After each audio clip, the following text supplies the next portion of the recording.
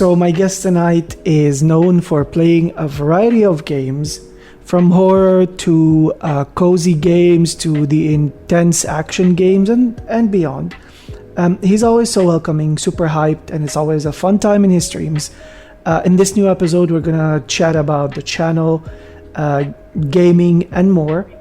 So please welcome my friend Haban, aka h7ban or h7ban, on Twitch, all the way from Mexico to tonight's episode. Hello, I am so glad to be here. How are we doing? Even though this is a re-recording, because I think I've said in the past episode that I had to upgrade my PC, so I forgot to move the audios and everything got deleted. So don't worry, the first recording, I expect this one to just go as well as the last one. Oh, okay.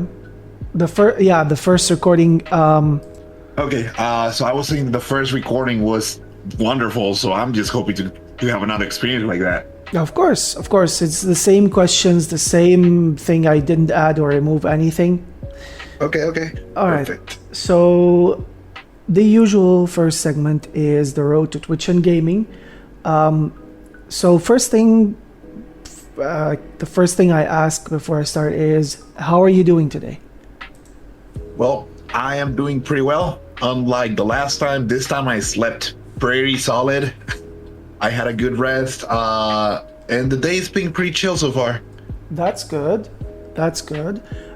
So can you tell me about, since you're actually recently started streaming, from what I remember, because you've had several attempts. I'll let you tell the story, but can you tell me and the listeners about how you discovered Twitch, how you decided to become a streamer, and a bit about the channel, please? When it comes to Twitch, I originally, and I'm talking years ago, I originally was looking forward to be a YouTuber. That was my initial idea. So I wanted to be recording stuff. I wanted to be editing. I wanted to be working. But then I'm like, you know what? This is gonna take a lot of work. You have to start recording. You start doing shit. And I didn't have much. Gear to work with. My computer was not really good. My stuff was not real well. And I'm like, you know what? I need to see what these guys are doing. And I saw that most of the people that I used to follow, they were on Twitch. They got their games in there. They had the chat talking. And I'm like, you know what? Maybe they're onto something. So I first tried to go into Twitch years ago. I started every start of the year. The year would hit January, I would start trying to stream. This has been the third consistent year where I have tried it, but this has been the only year when I made it past the first month without giving up. And I'm gonna jump into why a little bit later. But I saw these people doing the recordings while they were playing live, and I saw that they had the interaction with chat, and it was just a little more appealing than just gaming for the sake of gaming. These guys will be like, hey chat, so what happens if I do this? Or hey chat, who wants to bet on this? And I started to enjoy those kind of sessions, and I'm like, you know what? Maybe I should try it on Twitch. And I jumped in thinking YouTube first, Twitch second. That had been my approach on the first 2 years. This has been the year where I decided, you know what? I am gonna focus on Twitch. That's all. I'm just gonna work on Twitch, work on being a streamer, work on how I behave, how I react, how I talk with people, and see where that leads me. And if I can do videos out of that, I will do it on the side. For some reason, unlike the previous years, it started working out. I managed to be affiliated before they did the change on Twitch. So I was like, hey, there's something good going here. And I've recently started working on the YouTube part as I wish to, but it took me 6 months of focusing on Twitch to go, hey, maybe it's time to start trying these side projects. But it's all been focusing on the network, focusing on being with the people that join in, having these people be in there, talk to you, and just enjoy it. If you've been there, and I know you have been, I try to make it a party for whoever is viewing. I put myself out, but it's always a party. Yeah, and every time, like in your streams, I've noticed a lot of like hype, a lot of like. Sometimes I repeat myself a lot because I worry that my chat gets swamped, because I know, like, not in a bad way, but like your mods can like probably spam a lot of WW, for example, like W's or something. But it's always a fun time. Yeah, that has, like, having an active chat, like, having my mods and friends being there. It has also helped me, like, kept my mind as fast as it can go, because I am trying to read everybody. And if I don't, my wife is usually with me. She tries to keep up, Yeah. tries to tell me what I miss. She sometimes hits me off screen just to, like, hey, look at that, look at that. But yeah, I try to keep up, because the faster it moves, the more challenging it gets. And one would think that at some point, if you grow big enough, it's gonna be impossible to keep up with the chat. But while I still can, I am trying to keep at it. That's part of the interaction. That's part of the party. That's great. That's great. I remember you had like a different username than the current one. It's just like the last three letters were different. I'm trying to remember. I'm trying to remember as well, like, how did we meet actually? Yeah, I'll touch on both things because I still remember both. The first one is the username. The username when we met was the H7, because that has always, like, well, not always, that has been in there this whole year. And the second half of it, like after the 7, it was actually my last name, because what meant for me on the H, it's actually the first letter of my actual name. Okay. And then the 7 is my favorite number. It has always been in there. It's a little luck charm for me. So that had to be part of it. And there's also a little wordplay in there with the H and the 7. I think of it as if I was muting the S on it, because Twitch and YouTube, besides everything, it's like my little safe haven. So that's why I was playing into those words this year. But I rebranded because at some point I thought, you know what? I need something catchy, or I need something playful, or I need something that gets a brand. And I really tolerate spice like nobody's business. So I decided to get the habanero image in there and play with the word Haban or habanero, and just stick up the ending to get it a little more catchy. Nobody that I know calls me like that. They call me H, they call me H7, which is easier to remember. So at least I got something. But that name has changed ever since I first tried. I did it with my actual, like, Xbox gamer tag originally. It didn't work. I retried with that the second year. Didn't work. This year I shifted it completely. Also, I think that when we met, I've known you from the very start to be someone that has been working on network. Yeah. Ever since. So I think that we actually met from being on a Discord server together, or someone that you already that you had already networked with rating me into you. But as I was someone that was starting to get into it, like, previous years, I had not been working on networking, just this year. But as soon as I started, like the first week I was on it, I went to Discord, I joined a little group, I started trying to get along with people, start meeting people in there. And that same week that I started, I either was rated or I either found your link and I jumped in, and you had this cozy vibe. You were chilling, you were reading everybody's stuff. And I was like, hey, you know what? I like this. I like this environment. I'm just gonna be myself. I'm gonna chat it up. And I started throwing a few jokes at you that you read, and you were like, oh, because I think I was trying to get it a little spicy because of how you were playing on your chat. And I'm like, okay, he's having a laugh. I can go with this. And I kept coming over because I enjoyed the vibe. And then you start coming over to me, and we kind of had this back and forth. And I know you when you're there, I know that there's gonna be a spicy joke in there now. Yeah, It kind of goes both ways. it's been a bit like on the lower end. I haven't been to your channel lately because there's a lot that's been going on around. Like besides the partner push, like life has been tossing and turning and upside down. So it's kind of calming down. We're recording on August 19th. So in 2 days, it's the big level up birthday stream giveathon. So I am kind of like excited yet anxious and worried because of like last year I tried aiming for 12 hours. My Wi-Fi died at like 10 hours 50. So I'm gonna do my best this year to like get the upper hand because I'm not running on fiber. We don't have fiber in my city yet, so seems like our connection has gotten better ever since I remember, because I literally like changed providers like 2 years ago, and I think the government internet is still shitty. Like it's still 1 megabyte DSL, but this one that I have is like you can choose how many megabytes speed you have, but it gets expensive because before the inflation it was like, before the extra inflation it was like $18 a month. I was like, okay, I can mess with that.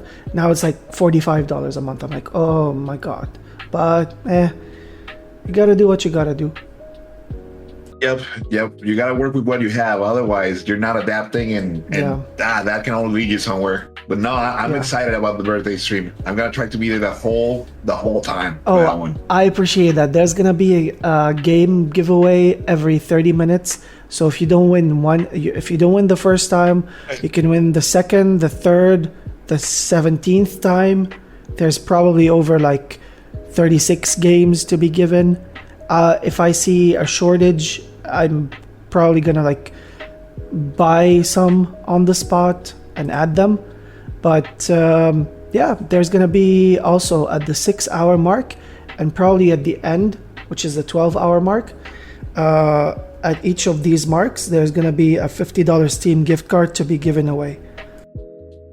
Yeah, no, you're going big with your birthday, and I can respect that. It's every I love year. the whole idea, but I'm also gonna be in there.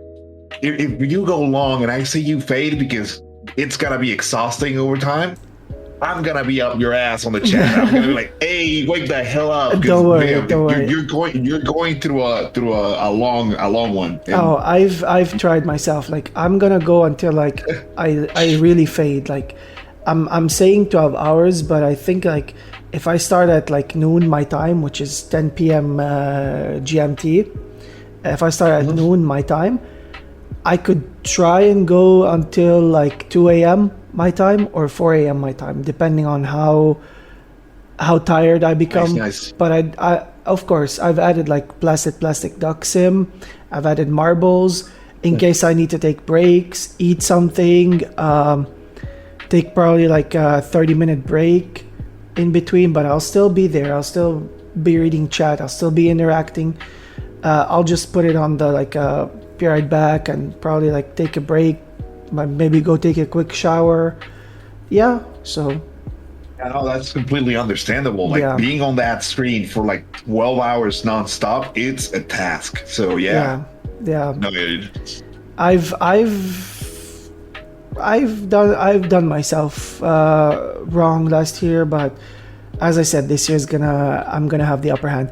But going back to your side, I remember that the first stream I ever caught of yours, you were playing Power Wash Sim.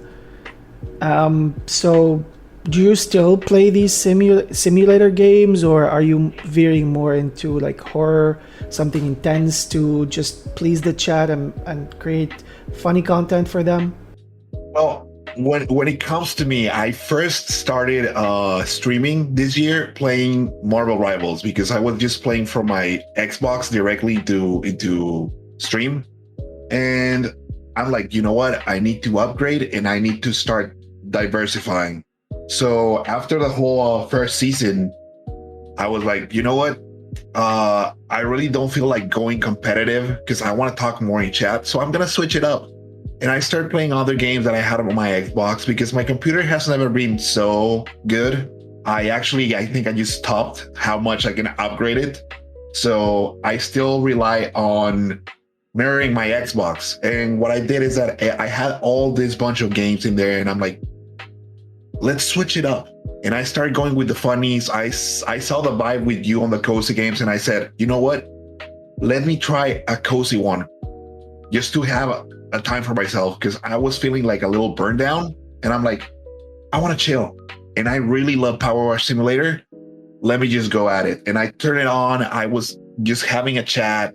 I was just talking with people. You jumped in there. I was enjoying like 4 or 5 people that were actively conversating with me while I was just having fun. I was cleaning the little park, I think. Oh yeah, and I remember. it was a chill vibe. It was like, you know what? No, it doesn't have to be competitive. Sometimes it's not about the game. It's more about the people and how you hang with them. Yeah. So I started diversifying, and now I completely consider myself a variety streamer. Like, there's some times where I would just turn the stream on and be like, I'm gonna be reacting to these videos, and then people are also reacting with me, and I'm just having a blast. But I've learned that if you get those people that come over often and see you, the game is secondary. Like, the game is just a way to drive the stream. But if you're in there and they're coming for you, they want to see you. And that's something that a lot of streamers like don't get to know. Like, they just go plug and play. Like, hey, they want to watch this game, they want to watch that game. No, they want to see you react. They want to see you put yourself out there. So yeah, I've been doing a lot of horror for 2 reasons. One, horror gets me a lot of clips that I can do on shorts. That's one reason. So I try to put at least 1 or 2 horror games in a week. So I always have something to edit on the side, because that's also my hobby now. And the other reason is because if it's not only the game itself getting me jump scared, but you've seen me. I got a lot of sounds and effects in there, and there's some times where they just do the funny sounds, and those are the ones that startled me the hell up. And the chat is having a laugh. I'm having a laugh. My wife is certainly laughing at my face. So it's a little bit for the chat, and then a little bit for me. Like secretly, I just work on those clips, work on those moments. Even when I'm playing first-person shooters, which I didn't do often, but I always loved them. So I've been playing a lot more shooters lately, and I'm vibing with the chat while I'm playing. So I'm enjoying it. It's like having this house party with your friends watching, where they're just enjoying the conversation while you're also playing on the side. Like, hey, I can deal with this. This is the life. But it's always keeping that conversation, and I am just enjoying the fact that I can go out there, play the most random games, and just have the weirdest conversations, because we all get sidetracked so hard sometimes. Yeah. But I'm loving it. Yeah. I also like notice that I'm not one to judge or to just coach you on the health side, but I think you and your wife, you use a lot of zap stuff, like zapping, like shock stuff. Like there's a wheel that you spin. If it lands on like some like, I don't know, like shock level 20, shock level 25, are you taking cautions about this? Yeah, like when it comes to the wheel, the wheel is started as a way to like give them a little gag on the side for people who were supporting, and also to get like mix it up. Yeah. But when the wheel first came in, that's part of the whole habanero brand. The one thing that was in there, like the smallest chance to be in there, was eating a whole habanero raw right there. And I think you've seen me do it a few times that you've been there. Oh yeah. But it used to be all edibles, like the things that I would eat and things that I will be preparing for. Like, I know that not only habaneros are spicy, but I can handle the spicy, but they also have a second thing that can happen. First, for everyone that listens into this, habaneros are gonna be the only pepper that doesn't take their revenge on you on the way out. Just so you know, they're actually medicinal. But what they do is that they also reduce your blood pressure.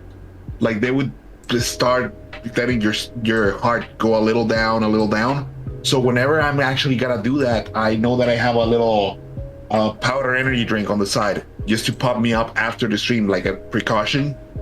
Yeah. Then I decided to do a little more sour stuff, a little more weird flavors that I don't like. Like lately, I've been doing what's the it's green olives, I think, with pepper in it, and I don't like olives at all, so I hate them every damn time. But it's just the reaction and the little gag reflex that makes everybody laugh. And like I can eat them. It's not like nauseous dislike. It's just that I don't want to have them in my mouth. But you mentioned the chalk color. The chalk color came as a little twist that I wanted to do in there. Like I first thought about it like watching a YouTube video and having a you laugh, you get shocked. And I was having a blast, and I am someone that can handle like a lot of physical stress. I have a good handle of pain. I have a good handle of like someone trying to tickle me. I can fend it off for a while. So I'm like, you know what? I'll look into getting a dog collar, and I'll prepare myself to how we will handle my system. And I got one. I decided to test it before the stream, and I was like, okay, this does make me jump. Even at the hardest level, you get the chalk, you feel it, you get like stunned for a second, but they use it on dogs because it will stop them on their tracks, but it won't hurt them. And I was like, okay, so I can handle this. I have all the precautions. My heart is in good conditions. This shouldn't affect me negatively. But obviously, I don't really overdo it. Like it's not like tap, tap, tap, tap, tap. And there's always the level changes. Like sometimes it's slow, sometimes it's high, but it's part of the fun. And I'm always checking myself before the stream, during the stream, and after the stream to know that I'm gonna be good. Like for people that don't know, I also got a bachelor's degree on physical activity in sports, and I use part of that knowledge when it comes to nutrition, when it comes to how the heart works under stress, to just keep myself in check. Because if you're risking yourself for what you're doing on screen, you're doing something wrong. Yeah, exactly. Like, I think, what's the highest, or what's the highest level you've ever had on that chalk thing? Well, the thing is that the chalk color goes from level 1 to 99, but it's supposed to be for handling dogs, middle to big size. So that means that an animal that is half my weight, possibly. Yeah. And so I like my wife tried it when we first bought it, and she got chalked on level 1, and she jumped and didn't want to do that again because she's got no capability of handling it. So she has done it on stream a few times, but she would jump with level 1 like I would jump with level 99. But we have had it so where people join in, the party's going on, and I would be like, hey, this person gets 5 chalks on level 99 when they decide to claim them. And they have a lot of fun, and everyone is like, oh, it's coming, and they have a hype, but it doesn't really affect me that hard as it does other people. But again, it's like spice. Like a lot of people have seen me do spice challenges where I eat some of the spiciest items out there, and I actually ordered capsaicin, like raw capsaicin cubes, which is the spiciest substance in the world, and I'm gonna do that on stream because I know my tolerance. But there's people who get spicy from just eating like Tabasco or sriracha. It's like, if you can't handle it, you gotta know that you shouldn't do it. But as someone that has been delving into martial arts and self-defense, stuff like that, I've been shocked with a taser before, and I know that the chalk color is not even 1/3 of what a taser does on its max level. So I'm like, yeah, I can handle this, and this is for the fun. And just keep yourself in check.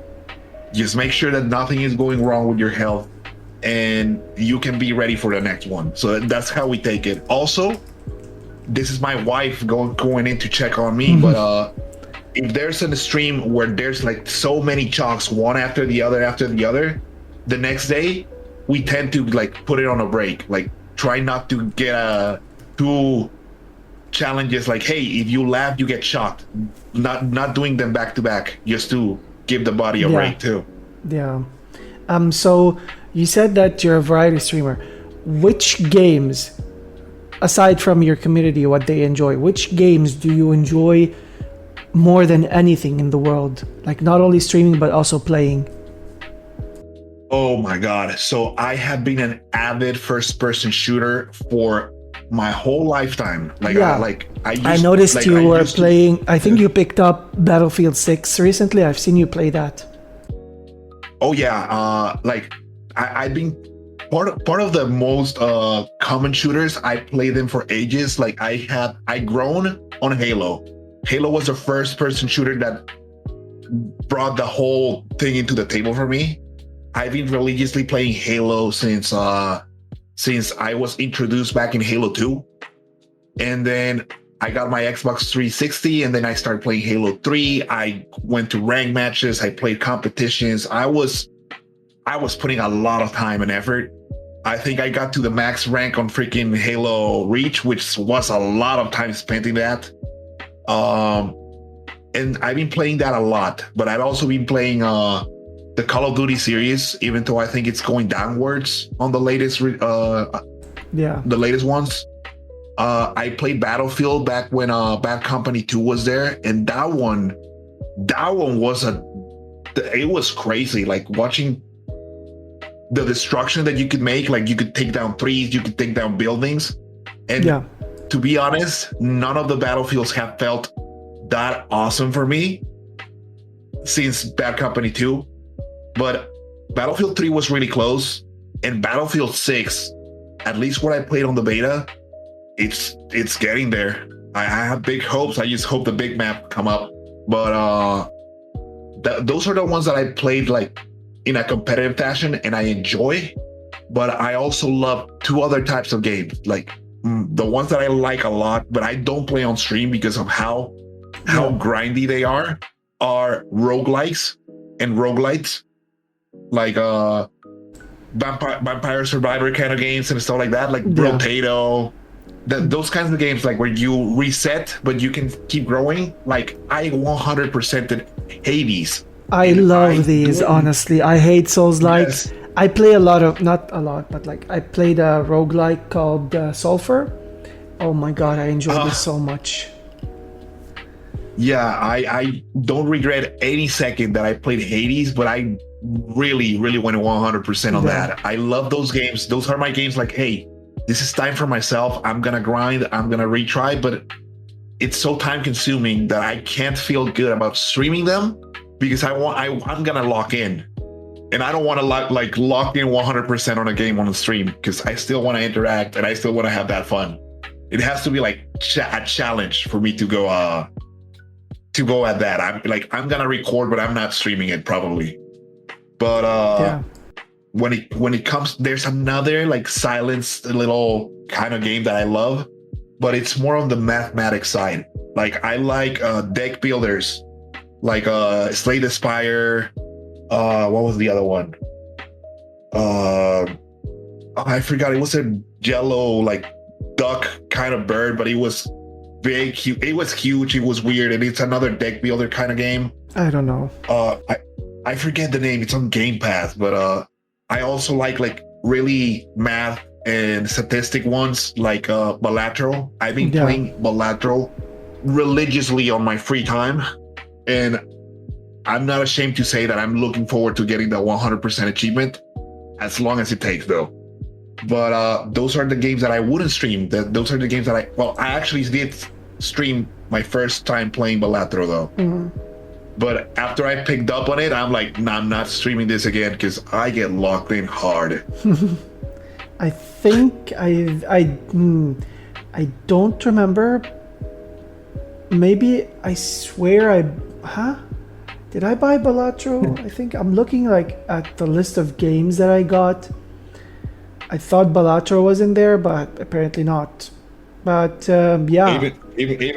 Even if you didn't buy it, I think I got to it because it came up on Game Pass, and that's where I started playing it religiously. So Yeah, we don't have Game Pass in my area, sadly. Oh damn. Yeah, I don't know how my subscription went through one time, like last year, I think around October or November. I don't know how it went through, but maybe it was like a tricked location because like last month I remember that it said like, oh, now it's available, and then the next day I checked, it's like, well, no, it's not available. I'm like, make up your mind. Make up your mind. Are you available or not? This is why that's weird, I but veer. still. Yeah, that's why I veer more towards PlayStation. Yeah, like I just love the fact that it just keeps putting out content when it comes to Xbox. But yeah, there's some areas like Yeah. where they put their stuff and where they don't that Sony got it locked in. Okay, now let's move on to. Hold on. Let's move on to segment 2, which is the lightning round segment. You can either answer like briefly, or you can answer like in a very detailed answer. It's up to you. But do you mind telling me and the listeners what's your daily routine? Like something you always like to do, probably maybe you just picked up on recently. Okay, so my daily routine. I wake up in the morning and I start writing articles. That's my side job. That's my gig. I do those. I probably finish by noon. Also, I wake up really late, by the way. I'll be working. I'll finish by noon. The moment I finish, I lock in on supporting other people and getting my stuff ready. I'm talking about picking my game for the day, getting my breakfast, everything like the bathroom moment, and having the fun little moments in early. When I go live, probably in the middle of the afternoon, that's when I lock in for an hour, maybe 2 hours. Then I go off and I start working on all the stream related stuff. Like, hey, what happened with this mod? I'm clipping, I'm working, I'm trying to work towards YouTube stuff. Yeah. That's kind of my daily routine. In the meantime, I'm always trying to support people. I actually am on a support server. I became an admin somehow. I don't know if they know who they were talking to, but I don't consider myself active. a functional. No. Active I am. I'm active as hell. But it's just that I don't consider myself a proper adult, so I don't know what they saw in me. I need adult supervision most of the time. That's why my wife is on stream. Maybe because they saw that you're active in some like there. Since you said like mentioned admins, because I've been through a lot of admins. Like there's a lot of mods on my chat that left and joined, and then left recently. Like others, like people come and go. You know, like I don't quite trust people that much unless like I know you for a while, or I know that you're a good person and I've tested your vibes. But if my intuition was wrong, then it's wrong. Yeah, no, I said it jokingly, mostly to have a laugh at myself, but I know exactly why I'm an admin in there. It's because like the ones that started that group, we became close. We became like family. Like we really trust each other so much. But I always have to joke with myself. Like I am. There's a moment where I'm hyper focused on something, and there's a moment where I think I'm just a complete dumbo. So I have to play on that. Do you think you might have ADHD? Have you been diagnosed for it? I actually, especially after the Balatro getting locked in Balatro comments, I think I may be undiagnosed, but I do not mind it. Like I would be on a functional level. And I am getting the little good side of it, like the hyper focus sometimes. Yeah. But I get sidetracked a lot. Like I do have those kind of stuff. I can't properly say that I have it, but if I do or if I don't, it doesn't change who I am. And anything that I know that I have, I try to use it for my own advantage. So I rather keep myself undiagnosed and just keep wondering about it, because it gets this conversation going. Like this is not the first time that I talk like maybe you're undiagnosed or maybe you may have it, but it's always a fun table talk. And And I don't know. I kind of like the idea of having it and not knowing. Yeah. Yeah. But yeah, to finish on the daily routine. Yeah. After I do that, after I'm supporting and I'm clipping, I usually end up the day watching either TV series or playing a game on co-op with my wife.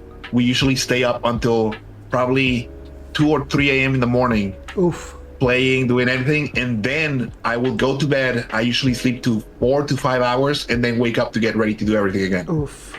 I am someone who doesn't sleep too much, but I work well with 4 hours. So getting 5 to 6 is like, oh, I overslept and I'm feeling so good. And I remember that you mentioned that you were like a fitness, like a coach of something, IRL?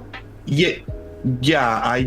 Well, with the degree, I also was working on a lot of gyms. I was a personal trainer almost. I gave diet and working out, not on weight, but I've always been a sport inclined endurance coach or something. I would both. I for 10 years I was a jiu-jitsu instructor. Oh wow. This is the year that I stopped. Like financially, I couldn't keep the academy running, so I decided, you know what, I'm gonna take the break because it's like the situation is pulling me down financially, and I need to take a break right here. Otherwise, I am holding on to something that it's not helping me, and it's gonna bring me down. Okay. So I put the whole break on it. I decided to close down the shop. I'm still currently trying to sell out the mats just to get everything fixed on my life, but that's why I properly managed to reduce like half of my living expenses, because I counted the academy's rent as part of my living expenses somehow. So right now, I work remotely for a company in the US, but I live in Mexico. Living expenses are not that high. If I don't have anything left to pay, I can just live off from my remote job, and everything I do else is just hobby. So I actually only work 2 or 3 hours of that job a day during the midweek, and that's how I keep myself going. So I'm full-timing, trying to create content, trying to have some fun, and also working on that Discord where we support people who are starting to grow from scratch, like trying to get them to be confident.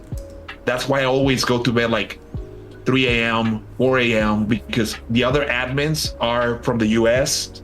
The other mods are from the US. Yeah. The other admin, the main admin that actually opened up and said, hey, I need you to be my junior admin. She's from the UK, so we're on an 8 hours difference. Oh yeah. So as we are on 8 hours difference, basically I stay awake and I work on it all the time I can. So there's always a mod and an admin active. We always are there to greet people, to talk, to work out. There's always like, hell, if you need some help with tech stuff, I know my stuff flickers on stream like all the time. But from all the times that I have to fix stuff, I've learned so much about how to get it working properly, that if you have a better PC than me and I can teach you how to get your stuff, hell, you're gonna have a better stream than I do. Yeah. Now there's a question that popped into my head. Like in Mexico, like you guys, do you follow also like Eastern, Pacific, Central times, or do you have like different naming for them, or probably like different time zones than the US and Canada? Well, the names are the same. The names are always the same. It would be like most of them like GMT and stuff like that. But on Mexico, we run on 4 time zones, which would be Pacific time, which is my time right now.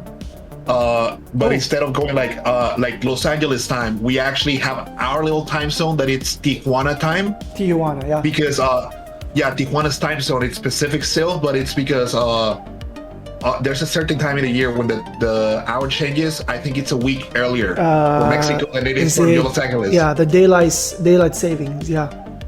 Yeah, the daylight saving, I think it happens like a week earlier in here. That's why we have it set up to Tijuana instead of Los Angeles. Okay. But other than that, it's Pacific time. There's I forget what MT means. In my head I call it mountain time, but it's 1 hour ahead of Pacific. Mountain time. Then okay. it's Mountain Time. I think it's Mountain Time. I may Yeah, be wrong. MST.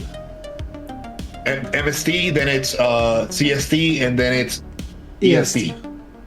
Yeah. Yeah, but those are the ones we run in because we're basically on the same area as the US, just lower on the map. Yeah, because I think like Canada has like 6 or 7 time zones because there's like Mountain Time, but like another Mountain Time that's also half an hour in the future as well from Mountain Time, and then they have like half an hour. Yeah. The half an hour gets me like so mixed up because we have had some people from there in this Discord, and they're like, 30 minutes later. Why is like half the hour when it's just hitting the hour on my clock? And I had the worst time just trying to figure out what was going on. Yeah, I feel like it's kind of cool, but also like annoying. But since you mentioned like you watch series and stuff, let me ask you those questions. The 3-part question: what's your favorite movie and TV show and song of all times? Answer them if you want. Okay, so movie. This one hit me when I was really young, and I didn't fully understand it. Not because the movie's complicated, but because there's a lot of details that you wouldn't catch when you're little. But it hit me, and just rethinking how everything changes from one decision. The Butterfly Effect with Ashton Kutcher. It has been my favorite movie because it hit me back then. And when I go back into it, like there's movies that are way better than I've seen and I enjoyed most, but the whole Butterfly Effect itself, like the whole idea of how one decision, one change would have altered your lifetime in huge ways, that idea has kept on my mind since. So that has always been my favorite movie because of how much it marked me. Mine is probably Ashby. It's like a comedy action movie, like I think slight action in it. Ashby is one of my favorite movies, but like I don't have a specific favorite movie, but Ashby is one of them. It stars Mickey Rourke and Nat Wolff. I was thinking about who was in there, but when you mentioned Mickey Rourke, before he changed his aspect, like before he started looking like he did in the Expendables. Yeah, he was a good-looking guy. That's what my mother used to say, and I'm like, no, I only see him in the Expendables, and I can't vouch. When was the Expendables released, though? The first one. Oh, the first one. Oh my God, the first one. That was that was a while back. 2008, 2009, or 2010. Hold on, let me Google it. I'm already on the Google, I think. No, my God, no. I reset my 2010. 2010. So second one is 2012, third one 2014, and then the fourth one is 2023. Yep, and then there's gonna be a fifth one that is already in the making right now. Oh, it was just confirmed. Is this turning like into a Fast and Furious? Oh God. No. Actually, Sylvester Stallone said, "Hey, I think that we dropped the ball so hard with 4 that I need to do this like we did first and second and give every character a proper send-off. Like they're finishing now. They're ending everybody." Good. But he's like, I need to go back to the roots because 3 and 4 were not it. Yeah, but I know what you mean because like Ashby. Hold on, let me see. Ashby movie. It released in 2015, and I know what you mean. Oh my God, yes, I see his picture, like Mickey. The Botox killed his face. Yeah. No, Mama Pepper used to talk so well about how he looked before that. I'm like, well, I need to check him out, and I'm like, oh my God. Yeah, that was a while back, and I still see it. I still get a little shock when I watch it. But when it comes to series, I think this one I still have it clear from the last time we tried to record this, but it's always been Dr. House because I have vivid memories of watching that with Mama Pepper. We would be watching the whole thing, and it's not just the fact that we spent some time together, but that series and the way that the doctor itself is, it got me rallied up. Like he was always a critical thinker. He came up as an asshole most of the times, but we enjoyed it because it was mostly about trying to get something done than caring about how people see you. And we spent countless hours, like Mama Pepper and me were just watching it while it was just airing. Like we would wait a week to watch it every week, sit on the couch together and just enjoy that time. And that series, because of the memories and also the fact that I enjoyed it so much, it is and has been my favorite series for the longest time. That's good. And I'm not saying there's not better ones, but it's just like there's some stuff that sticks with me that I like keep it in my heart. And then the last one, you asked the favorite song. For me, the song, or maybe a song that you're stuck on recently. It's up to you if you blank out. My God, song that I'm stuck on recently, and this is a really recent one.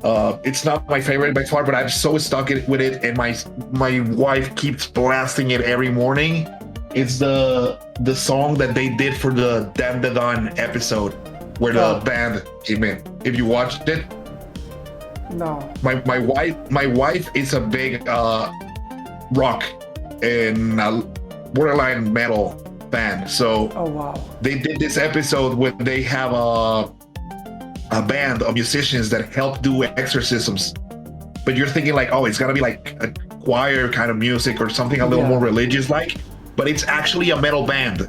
And they come in and like they just plug their stuff in and start playing a banger of a song, and it was so good that my wife keeps blasting it, so I can listen to it every day, and I don't get tired of it. Yeah, my favorite. Yeah. Go ahead. I'm looking at some Mexican actors and actresses now. I think Salma Hayek is from Mexico, but her last name is Lebanese because one of her parents is Lebanese, actually. If you didn't know that. And then there's Jennifer Lopez, and then also there's Selena Gomez, one of my favorites. Demi Lovato is Mexican. I remember her dad was Mexican. Penelope Cruz as well. Michelle Rodriguez, to name a few. There's also Eva Longoria that I know of. The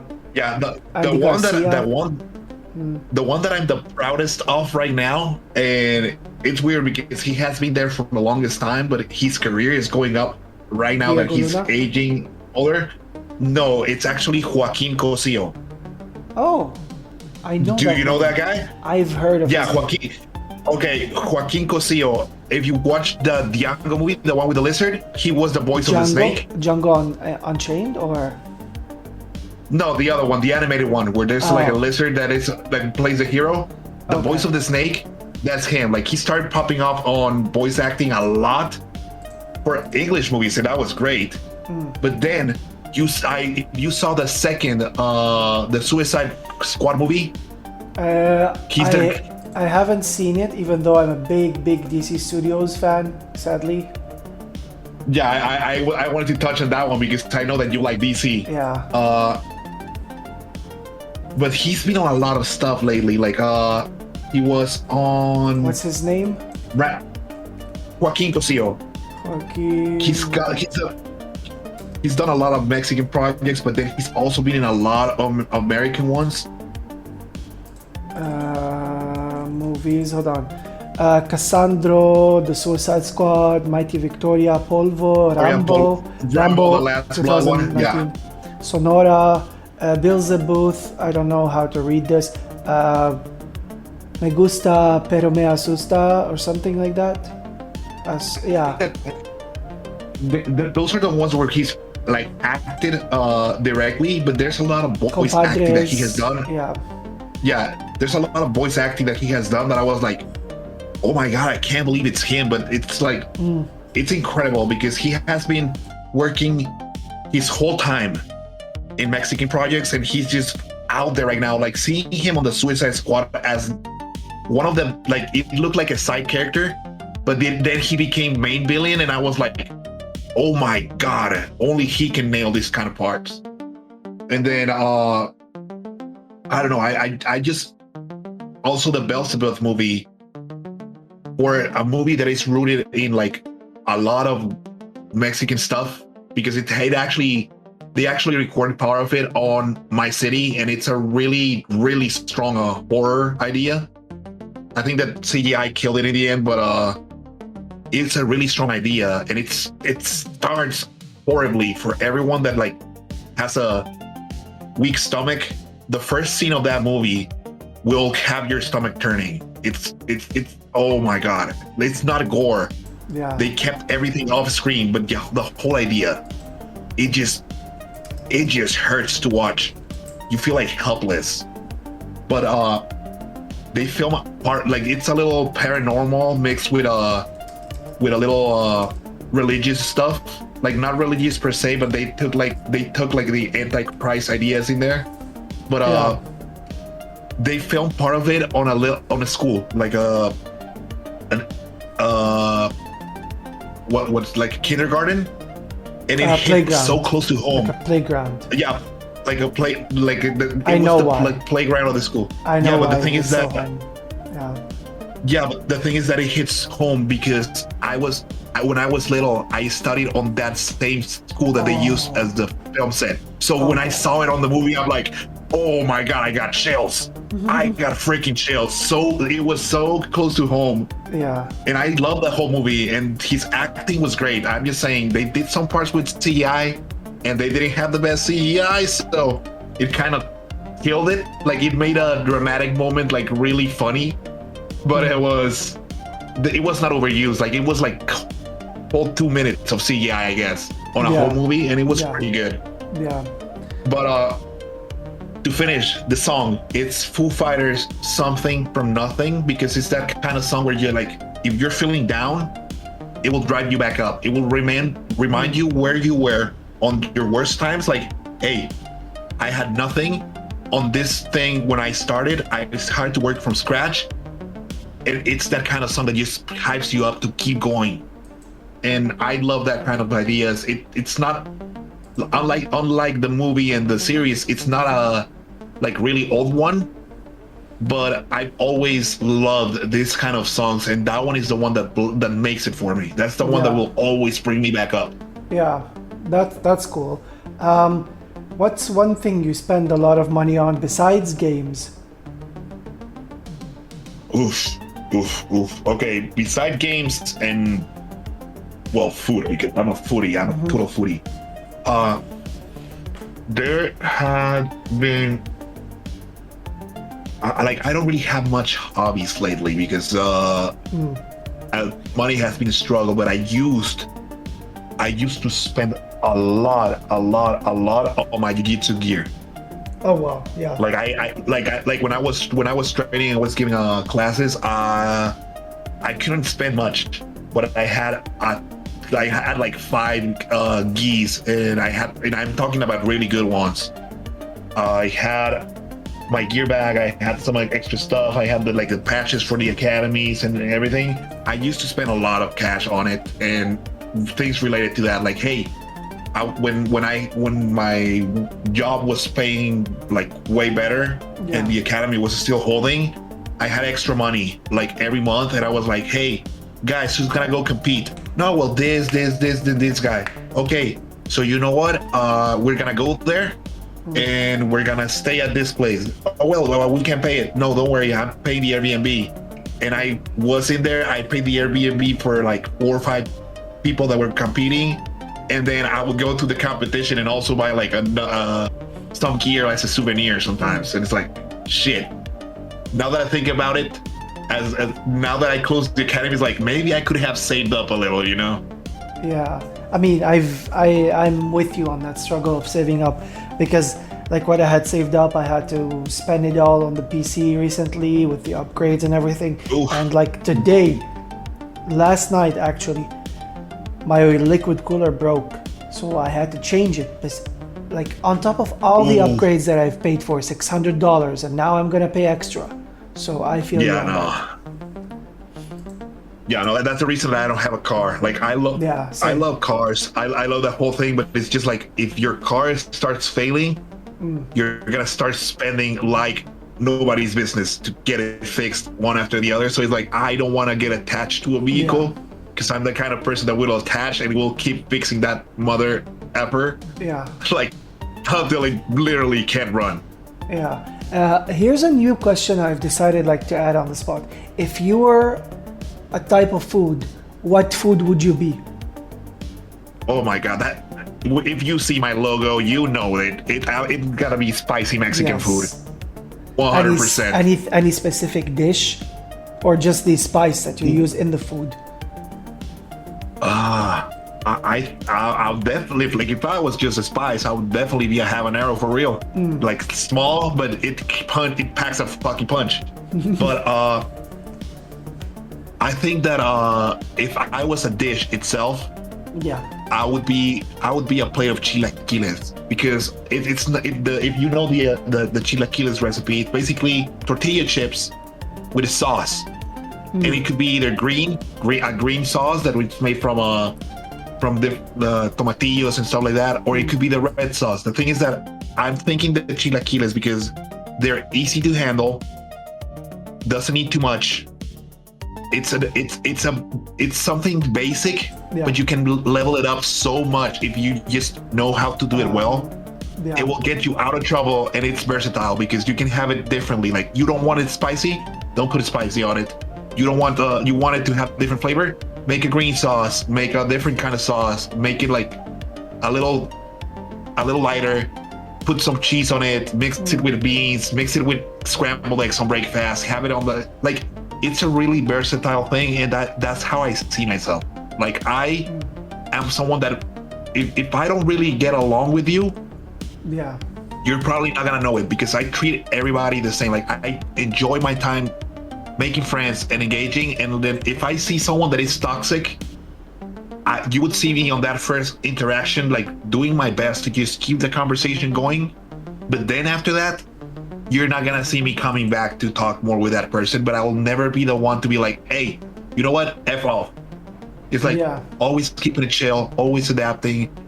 In Spanish, we say it bubblegum personality. We call it chicle. Bubblegum, because wherever you are, you stick to it. Like, it's like a little method of saying, like, hey, wherever you are, you can be put into anything, and you're gonna stick. You're gonna be able to help or hold that conversation like if you were glue. So since you mentioned food, let me ask you a few food related questions. What is your favorite drink of choice? Okay, so when it comes to non-alcoholic, it is hibiscus tea. We usually call it Jamaica, like Jamaica, like the country, but we call it Jamaica in here. But hibiscus tea is one thing that I've drank for years. Like, I love tea, I love lemonade, but hibiscus tea is just like a solid thing that we drink a lot a year. Is hibiscus like that red yellowish flower? Reddish, yeah. Like, so what you do is that you either you either let it soak for overnight, and it will just drop its flavor, and all you have to do is like just pour the liquid out and split the flour away. Yeah. Or you can boil it. It will be a faster process. Yeah. But it's so common in Mexico to get a hibiscus tea. Just go into the shop and you would get it like you would get a soda. You would get a bottle of hibiscus water. It's a really common thing. I remember you mentioning, like, since I'm going to ask you this next question, like, what's your favorite traditional food from your country? I remember you mentioning that Mama Spicy used to make a dish. Can you tell us about your favorite dish, please? Wait. Can you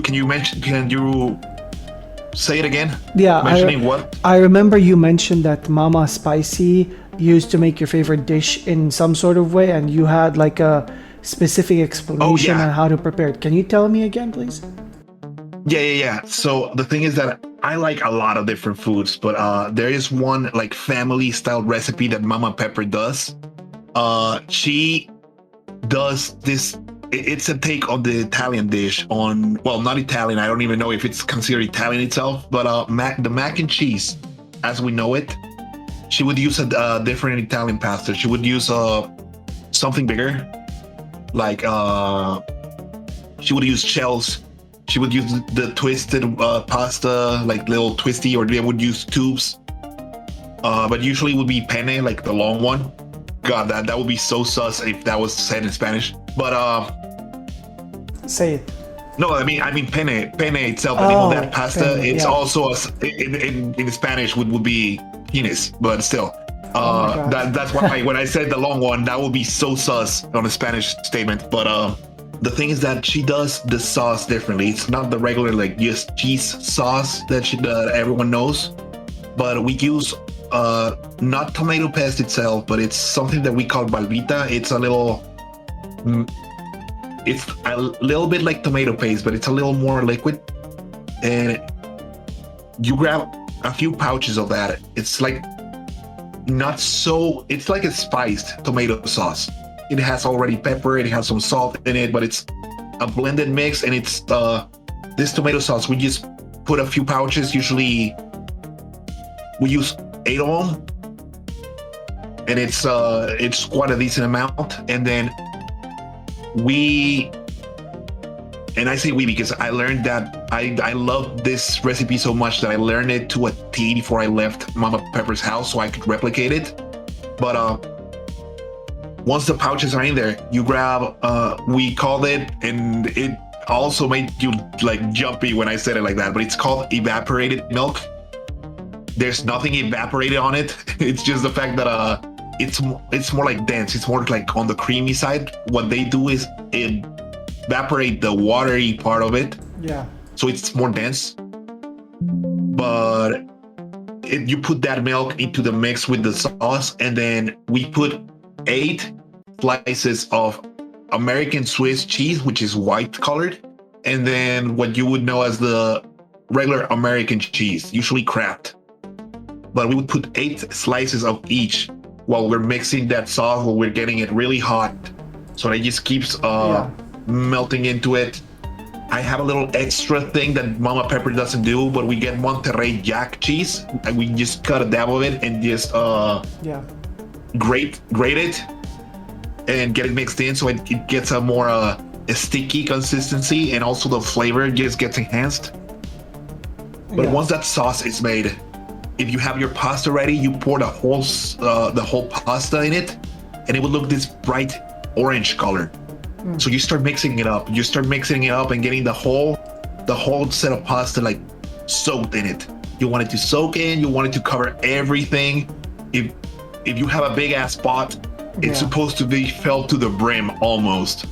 But you keep tossing and turning until you know that every little piece of pasta has sauce both on the outside, and if you're doing macaroni style, you want to make sure that it's filled from the inside. That's an interesting thing. Yeah. So the thing, you want the cheese sauce to get in there and cover them from the inside too. Like you want them to be stuffed, because the sauce is liquid when it's boiling hot. But once you put it in there, you cover it up. You put the lid on it, and you let it sit for 2 hours. Because once the sauce gets cold, because of all the cheese in it, it will start getting sticky and stickier and stickier until it glues to the pasta. So whenever you grab a bite of it and it's like lukewarm, you will bite it, and then all the cheese inside the tubes will just pop off, and it's gonna be a lot of flavor. If it's made to a T, it's nothing like a lot of people have had before. So what we do as an extra, if we just want to like really add up to it, if we just feel like it turning into the soul food of the day, we grab a grated Parmesan cheese and just put some on top, like the little extra that nobody needs. And we usually do that with chicken. Like we would be eating chicken nuggets or boneless wings or something like that on the side, because it's a lot of pasta, so you want some protein with those carbs. That's a really interesting recipe. What's the weirdest food you've ever had? Oh my God, I remember this from the last time we recorded, and I still don't feel good about thinking about the texture. But it's like there's a lot of weird stuff that we eat that a lot of people would think like, oh no, I wouldn't have that. Like, for example, we get lamb and we would do tacos from what we call birria in here. But when it comes to the beef too, we would use tongue. We would use the cow's cheek. Some would eat brain. Some would eat eye, and they would do the tacos with that. And that is not weird at all. But the one thing that I tasted on a place that would be eat, like they would sell you all these types of meats for tacos. Like you would just grab your tortillas and start loading them. They had this little specific thing that I didn't know what it was, but not many of it. And I was like, I'm gonna taste it because there's a lot of different meats in here. Let's just try that. And I grabbed this little it didn't even look like a ball. It was like a little slab of meat, small. Didn't have a lot darker color from how it was cooked, but it didn't have like a strong smell or anything. But when I tried it, the flavor was something. As in something different. Not bad, but it was pungent. And then the texture. The texture I don't forget because it gets me slightly nauseous because I am someone that I like shrimp. I like the flavor of shrimp, but I don't like the texture of shrimp. So if it's not well cooked, I may even get nauseous from shrimp itself, but this was 10 times worse. And when I figured out what it was, I was like, oh my God, how did I end up biting this? But it was actually bull testicle. And I was like, oh my God. First, why am I eating testicle? Second, who decided to make this? Third, why do people get this if it has this weird ass texture? But the flavor was not bad itself. It was just pungent. It's strong. If you're not expecting it, when you drink heavy liquor and you have never tried it before, and it just hits you like a face palm right in the middle of your nose.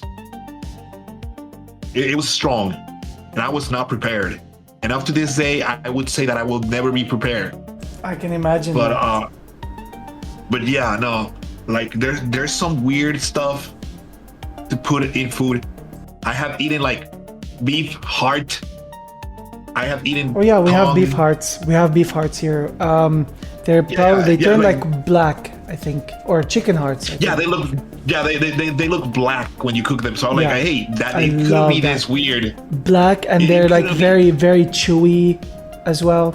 Yeah, I have had those, and I'm like, okay, the chewy kind of meat is not my kind of meat, not my cup of tea. But I like it. It's chewy, but it's also easy to bite. It's not like the chicken meat where it's a bit hard to bite.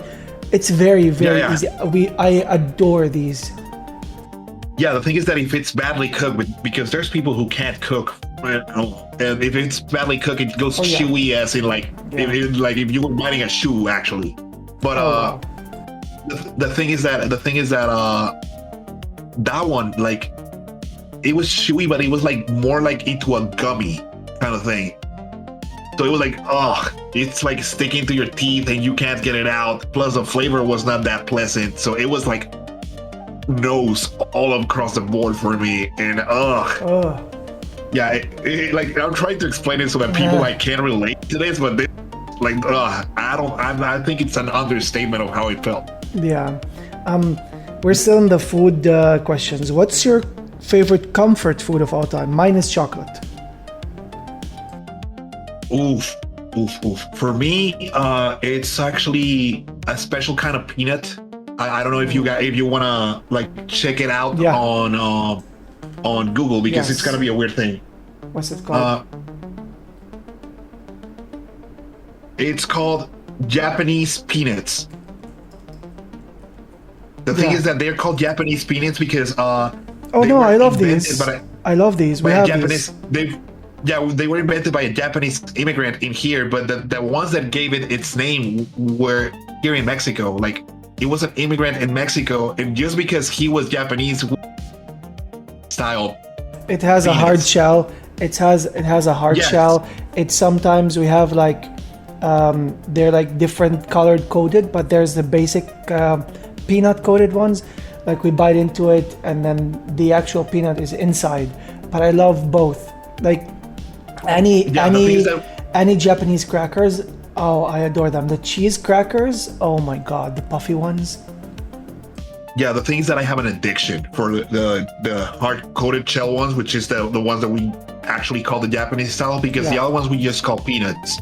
But the thing is that not only do I have an addiction for it, but the corner stores, like the equivalent to 7-Eleven Mexico, it's called OXXO, OXXO. Okay. Every corner store, every freaking corner store in there has a bag of freaking Japanese style peanuts for like 10 pesos, which is like less than half a dollar, half a US dollar. So we get the regulars, which is just the peanut ones. We get ones that are covered with salt and lemon. We get some that are spicy, and then I forgot the other ones, but then we also get some covered. I can just indulge on getting a bag anytime without hurting my pocket. And I would be eating those all the time if I had the chance. Like, I'm glad I don't have the chance, because otherwise I would gain like 5 kilos just on pure freaking peanuts. Yeah, we have these, as I said. We have these, as I said, like, I love eating these during Christmas time here, especially because, like, I don't know if you know, but like Japanese, hold on, let me see. Japanese crackers, I think they're like, there's a lot there. There's like, hold on, let me copy image and let me send you which ones. These ones. I freaking love these ones. Yes. I have had those too, because I have friends from all over the world, and yeah, I've tried them. They're good. Hell, I actually got sent a bag, but they didn't tell me until it was too late. But I had a bag of Japanese crackers, but they were all wasabi flavored. And then there's these the ones that are circular and like not the elongated ones. These are the cheese ones. These are the ones I love. Oh yeah, those are good. Those are good. But like the little elongated one in the middle, the green. That's wasabi. I had that's wasabi. I had a whole bag sent to me that were pure wasabi, and I'm like, I'm not gonna throw this. I'm gonna endure this like a challenge. Oh my god! Every damn time I had one, my nostrils were cleared. Oh god! When I have these during sushi, oh lord! I ate one by mistake one time because it was stuck to the sushi, and I wasn't looking, and I was like, oh god, why is it so spicy? We even had like potato chips of that flavor here. I'm just like, no, why? Like the local ones. Oh, talking about fun experiences, I went to a place. Do you know what a takoyaki roulette is? I think I may have butchered the word takoyaki. I don't remember. Okay, so takoyaki is the Japanese octopus balls. They are octopus filled, but it's basically like a sushi ball. It's just it's a recipe that they do. It's really good. The takoyakis are pretty good. If you have never tried them and you like octopus on different ways, those are one to try. But there's places, at least I went to San Diego and I had it over there, but there's a place where they do a takoyaki roulette. So if you're in a party of 4, 3, 2, 5, however, you should get one of these. So they will give you 8 balls on a plate. 7 of them are regular takoyaki octopus balls. Oh, one of them I see. Is filled with one of them is filled with pure wasabi, and you never know which one is which. So everyone is picking them blindly. Hell, we decided to get one of those on a party of 2. So every time we would grab one, we would look at each other straight into the eyes, not breaking eye contact, just randomly picking. And who would have guessed that we would have had the freaking wasabi ball come up on the last round? Oh my god. And at the moment when we both took a bite in, we didn't even know, because I was the one who got it, but I took a bite like right on one side where the like it all filtered to one side of the ball. So I took a bite and it was clean. And we were both looking at each other like, no reaction? What's up with that? And then we were both like, hey, you good? Yeah, I'm good. And then I took a second bite and it exploded. And oh my God, I was crying. It was just so strong. But it was the greatest laugh that we had during the table talk, because it's like, hey, I'm gonna grab one. okay, ready? Let's go. And we would just look at each other, wait for the bite, and be like, clear. But it was just a fun experience. And to anyone that has a place that has that, go with your friends, order that, and look at each other. Because God, it's fun. It's a little extra thing, and takoyaki is kind of good. So I'm just recommending that as an experience to be with friends with. I will keep that in mind. I hope I will actually stay away from it. Yeah, like if you don't like wasabi, you don't want to be the one to get the ball. But still, like as I said with the chalks and the spice, I have a lot of tolerance for stuff. So even though I was crying with the intensity of the wasabi, I even have wasabi on my wheel spins too, because it's a fun experience, one that I will repeat. Yeah. Okay, so if you were ever to be any creature or object, that creature being real or fictional, what would you be and why? I would probably be a wolf, and that's not like way too creative or way too crazy or way too out there, but that's because of how wolves. That's mostly how wolves behave. Like I have always thought of it like a wolf. They're called lone wolves because they divert from the pack. But the thing is that a wolf would be someone that travels in packs, and they're strong together because they work together. That's how they grow. That's how they hunt. That's how they do everything. So when it comes to me, for me, my first tattoo that I ever had was a wolf like howling to the moon, and I have it on my back. And I did it when I was 18, and it has like the idea has always been the same to me. We are social creatures as humans, so we always form this kind of packs, just like those wolves do. And I believe that the strength of a wolf is in its pack, and the strength of each pack is in the strength of each singular wolf. So it's most on how and who you are with and who you surround yourself with. Like, who is your pack? It will show you how strong of a person you are, and it will show you who you are, because it reflects on who is around you, who you go around with. Like everyone, it's its own person, but the vibes that people tend to hang around with, and they show. So I think like as social creatures, we're not meant to be alone. Yeah. And that's kind of one of the factors when I see myself as a wolf. Like I can act as a lone wolf sometimes, especially in games, especially in shooters. Yeah. But I think that I rely a lot on people, not as in I trust everything towards people, but I need to talk with people. I need to have fun. I need to network. I need to relate. I need to get myself out of my own head a lot.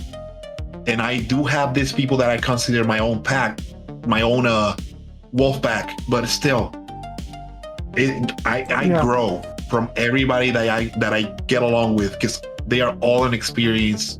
They're all a way of learning something in life. And I think that if we start seeing it that way, like we need people more than we like openly admit. Yeah. If we start seeing it that way, we start growing as humans too, even though we are trying to replicate animal behavior. Maybe if I can get that idea through, I guess. Oh yeah. So which of these three things would you give up if you ever had to? Money, gaming, or love? God, that is only like first thing that I would take out. It would be money, but at the same time, my brain said, "Hey, so gaming and love would keep you going alive, or would your quality of life decrease?" So I was like, "Oh, you know what? At that point, I would have to take out gaming, because it's like I enjoy it so much, but at the same time, I don't think that money is a necessity to live, but money is required to get your quality of life better." Yeah. So that's why I would have like this is my self-preservation instinct talking. And the human behavior of love and being together with people. It's like, you know what? We have to take the one thing that it's not essential, and sadly, that's gaming. Even though I love gaming so much. Oh yeah. What would you do with $1 million? First of all, I would pay off everything that I need to pay off. Like, I would get situated in a proper way. Thankfully, as I mentioned before, living expenses in Mexico are not that bad. So $1 million, it goes a long way. But after getting that situated, gaming gear for the stream, for everything, I would improve it. And then I would put part of it on supporting other people that also need that push. Probably some of it to charity. And I would actually put a lot of it, like, I mean, part of it that I'm not gonna put into bank or reinvest, it's going to help Mama Pepper out, because they, like, Mama Pepper and Papa Pepper have been taken out for each of their kids. Like, we're not many. Unlike stereotypes would say, we don't have like 9 brothers in this household. We're just 3. But Mama and Papa Pepper have done their best, and they're growing old, but they're still sticking out for each one of their kids. And if I had a big ass payday, the first thing that I'm doing with that is paying it back, because they've been breaking their asses for like 63 to 67, and holy damn, they need to take a break. Would you rather have a pause or a rewind button in your life? And this goes back to the butterfly effect, kind of. And I think that we mentioned last time that you would go with the rewind button, but I would definitely go with the pause button, because I don't want to change anything that has made me the person that I am today. But I do want the pause button so I can think things a little more clearly when I have to. If you had one special superpower, what would it be and why? And how would you use it? Okay, so if I had I remember struggling with this answer last time, because I was thinking like, oh, what would it be? What would it be? What would it be? But I locked in on one thing, and I still keep it up to this date. If you guys have watched the X-Men, you will think of Kitty Pryde. That's the person who can face into objects and through objects, just face walking. Like, I want to stop being a physical entity for a second to go through, and I wouldn't use it for any like advantage. It's not like, hey, I want to get through this thing because I want to like cut in line, or I just want to be able to get inside a vault, take stuff out, and just leave with. No, it's more like a self-preservation thing. Like, if you are in danger for some reason, you would start to act wild. Like, hey, I need to get out of here. I need to move. And sometimes it's a lot of pressure. And to keep myself sane and clear is like, hey, that face ability is a really, really easy way to be like, oh my God, I am somehow stuck to the freaking train tracks because Billion with a mustache decided to tie me up. Okay, when the train comes, I'll just face and I'll be clear. It's like a little getaway from any trouble. But there's a lot of possibilities on the right side and on the bad side, but I think it's like, first of all, I'm thinking on my self-preservation, and that skill would like get me out of so much trouble that's for me the first thing that I want to do. I'm thinking on how to save myself without really affecting anything else, first and foremost. What is something you wanted to learn growing up and you didn't have time for, and now you wish you had learned it? Oh God. So learn things that I wanted to learn. I wanted to learn more languages, and I didn't have the time back then because I was already focusing on a lot of stuff back then. I did go into martial arts, but I wanted to learn a lot more than I know right now. Like, I know Spanish because Mexican, that was kind of obvious. I know English, and I know different accents and different ways of talking because of how much I practice and hanged around with people in general. And I've learned some Portuguese, but I would have loved to spend more time learning and actually properly handling Portuguese, because I can't fluidly talk in Portuguese without having to think things twice. I can properly read all the Latin roots languages without help, but a lot of stuff, it's like I've been trying to focus on it as an adult, but I would have loved to learn French properly. I would have loved to learn German. I would have loved to learn any Asian languages from an earlier age, but I didn't have the capabilities nor the time to do so.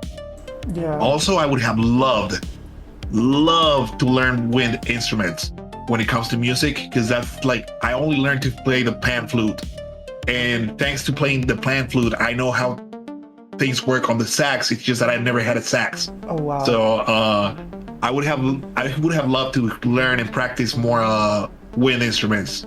I did practice a lot of strings, but it's just like when you've done some part of it, you kind of want to try it all, you know? Yep. So what's your biggest insecurity? Oof. I don't know. When it comes to insecurities, like, I don't really think too much about it, but I think that it's the fact that I've grown as someone who had like a really short fuse. Yeah. I had a short fuse for Short temper. I had a short temper. I was someone that would get aggravated quick. What changed that in me was jujitsu. Like, it's an art that puts you in under pressure and makes you have to think things through. Otherwise, it's not gonna be effective. So thanks to doing that for a lot of years, it helped me like calm down and sit back and watch things twice. But there's still some things that flip me off. So one of the things that I'm most insecure about is like being in that situation that really makes me flick off and lose it. Because once that I actually am pissed, it goes hard. Like, I am a whole completely different person. And it, like, when I am getting uncomfortable with someone, not only is the uncomfortable part, but that little insecurity of being able to lose myself, it gets me like really, really anxious. And you would notice it if you're in the room with me. Like, my facial expressions start to change. You'd notice it. It's like I am worried not about that person being obnoxious, but how I am gonna go if he just surpasses the line. Okay, this is gonna be the end of segment 2. The next segment is the mini games. This is where I require you to either have like a notebook or a notepad next to you, or a notepad next to you, to write down the games. I'll give you 3 options. It's kind of like Kill, Marry, Sleep With.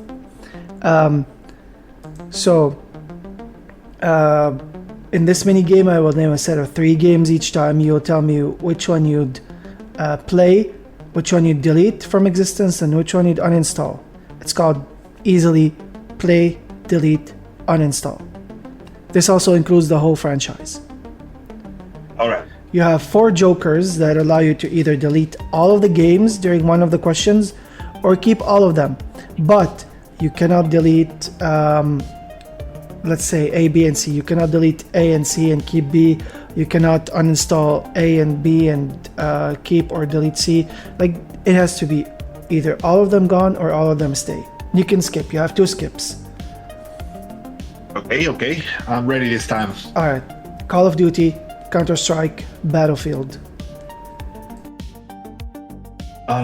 Okay, so Battlefield I would play, especially after 6, because if this would have been months ago, I would have probably deleted Battlefield because they lost the track after Bad Company 2.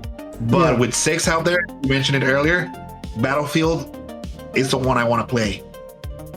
Counter-Strike, I told you last time we tried to record that I was going to try to play that soon. I haven't played it yet. I mean, it hasn't been that long, so I understand. Yeah, the thing is that Counter-Strike, I haven't played it yet, but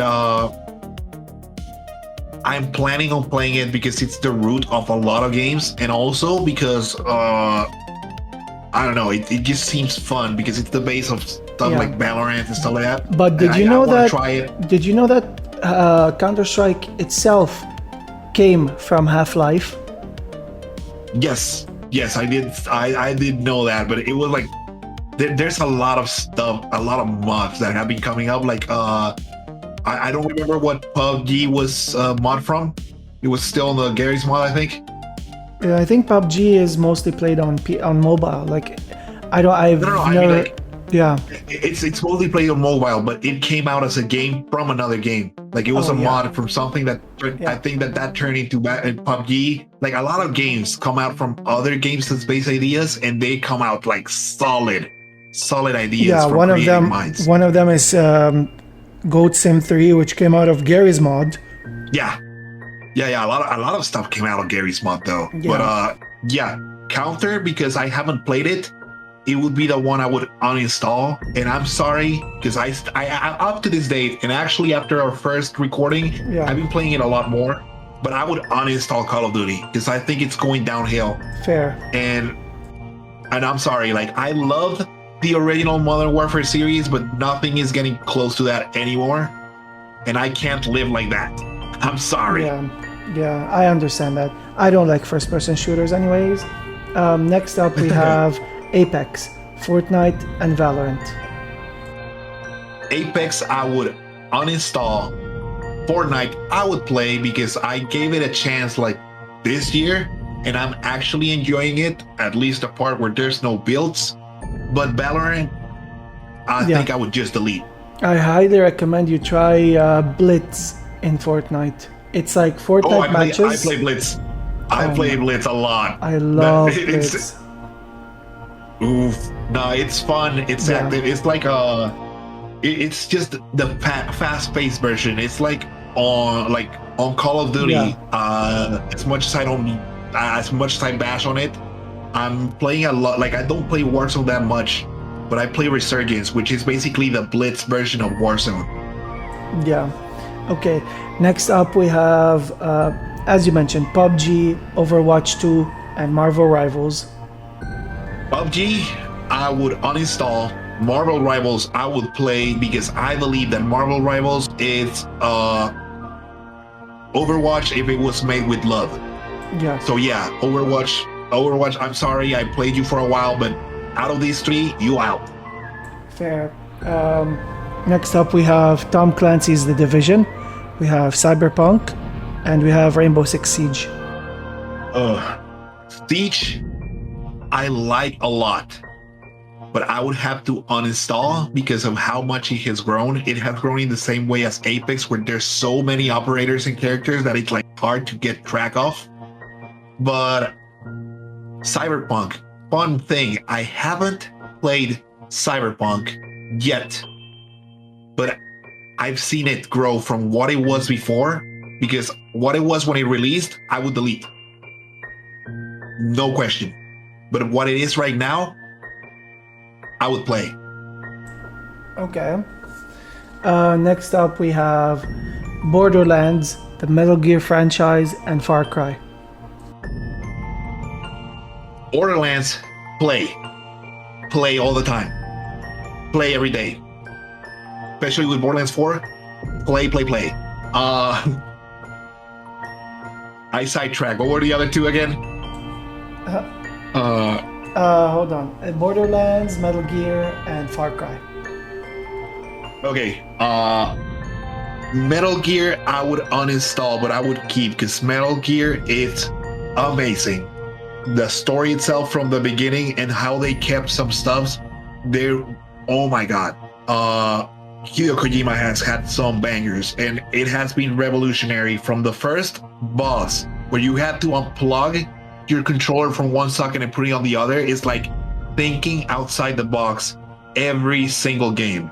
The only things that have ruined them is the one like I don't know if it felt like an extraction shooter or something like that, but it was a multiplayer based one, but it was horrible. And whatever they're trying to do without him, I can't vouch for just yet. We need to see how it goes. But Metal Gear is a gem. And Far Cry, I am sorry, as much as I love Far Cry 3 with a passion, because Michael Mando's boss was one of the best characters out there in the whole universe of gaming. They have been trying to replicate the success of 3 so much that it's just been falling short. And when a game that has Giancarlo Esposito as a villain and it falls short, there's something wrong with the franchise. Yeah, I can imagine that. So yeah, I would delete that one. I would delete Far Cry, but I love the third one. I have to mention. Yeah. Okay. I think I heard that they're making Far Cry 7. Yeah, they are, and it's probably just gonna keep on that same track. Like it's try to repeat 3. Once we get the player base to just finish, or we get some people to fully do it, we're gonna drop a DLC. And I think that one of the recent ones, I think it was 6, it had a DLC that finished the story of 3. Like 3 is not nearly close on the area. Nothing related to the story, and they had to bring up a DLC from 3 into one of the next installments just to get the DLC sold. It's like, man, you're trying too hard and you're not getting anywhere. I mean, yeah, it's Ubisoft. What do you expect? Oh God, don't get me started. Because fuck, I still love the Assassin's Creed series so much, and I know you do. It's like, please, Ubisoft, just do that one right, please. Yeah. You can screw the rest, but keep that one right. All right. So next up we have Destiny 2, The First Descendant, and Helldivers. Okay, so Helldivers I will play, especially because they're dropping a Halo freaking ODST themed pack soon. Like, in a week. Yeah, and as I love Halo with a passion, the fact that Helldivers being Starship Troopers made it into a joke, but with the idea of the ODST, which were also like kind of based on it, is like, dude, they're mixing it up so well right now. And then with the console drop soon, play. I actually have it on my PC, but my PC would die if I tried to stream it. But I love that game. I love Helldivers so much. It's a fun game, but the story, you must not take it seriously. Just like you shouldn't take anything seriously on the Starship Troopers franchise. But Destiny 2. Yeah. Destiny 2 is the one that I would uninstall, because I'm a big Bungie fan and I love Destiny 1 and I love Destiny 2. It's just that I don't play it anymore. I think that after they have to do the whole start from level 20 so that you skip the whole leveling up process, like they're trying too hard, and the game is past its time. You shouldn't be keeping Destiny 2 alive that long. You should have worked on Destiny 3 already. I mean, yeah, I don't remember anything from Destiny 1 because I barely. I think Destiny 2 blew up more than Destiny 1. Same for Overwatch 2. Yeah, Destiny was like, hey, let's try to give Bungie a chance. And then some people gave it a chance. I gave them a chance, and it was a big W. And then when Destiny 2 dropped, the people that didn't give them a chance but heard that it was good on the first one were like, okay, you know what? I'm gonna jump in on this wagon, and it just blew up. It was a W. It was one of the few times where the second game was so much better than the first one, both on the story and gameplay wise. Because usually, like, the gameplay gets better, but the story gets like kind of, But this one was so good. It's just that they have been trying to keep at it for so long that it's like, hey, you know what? There's some times where the life cycle of a game, it's not meant to last this long. Yeah. And they have it to a T. They could still make a third one, and it will still have a lot of things to implement, and it will still feel just as good if they just keep it as it is, but with new story elements. But I don't know. It's just that I can't get back to it, but I don't see it as a game I would delete over the other one. That's a game I would just simply uninstall. Yeah. Next up we have Baldur's Gate, Elden Ring, Diablo. So Diablo is the one I would play, especially if I didn't say that. I think she's overhearing this, but on a play, uninstall, and delete, if I were to say delete or uninstall Diablo, my wife would come over and beat my ass right here. Yeah, she just smacked on the couch behind me and flipped the finger on me. Yeah, we love it. I love it. Diablo. I love like Diablo 3 was the one that got me hooked on it. I went to an internet cafe back in the day, I think 2016 or something, when with my friends, and someone had finished the whole game, maxed it out to 100, and there was the save file that was open. So I did a new game plus, and I played, went back into the maps and just killed how I want, and I enjoyed it, and that's what got me hooked. Yeah, and so for me, I was actually playing with an old Xbox friend that I had. He said, "Hey, you want to try a free game?" Yeah, why not? And we actually went from the Xbox to PC, and we played something called Torchlight, and it was a free game. I think it was the second one, but it was free. We had some fun, and he was like, "Hey, if you want to save up for something, I'm getting Diablo 3." And I was like, "What's that?" "It's Torchlight, but way better." And I was like, "Okay, so I'm enjoying Torchlight with you. Let's get Diablo." And we started playing Diablo 3. And oh my God, we did freaking marathons on that game together. And I love every single thing of it. So when Diablo 4 came out, and then you got Lilith as the main image of it, and it looked all like movies. Every single cinematic on that game looks like a movie. So it caught the attention of my wife, and first of all, she jokingly was like, "Oh my God, mommy Lilith," but but yeah, she wasn't like hooked. Like, I want to see that game. It looks amazing. It's a big game, though. It's a big game, though. 140 gigs. Yeah, but I was like, "Hey, when you see the movies, that's nothing like the gameplay, just so you know." And I showed her the gameplay, and she was like, "You know what? I would try that." Okay, let's try it. And then she got hooked. Just like I got hooked with Diablo 3, she got hooked with Diablo 4. We 100%ed before the first season arrived. Oh, wow. All the max characters, all the quests done, everything on the main storyline from the original game, done.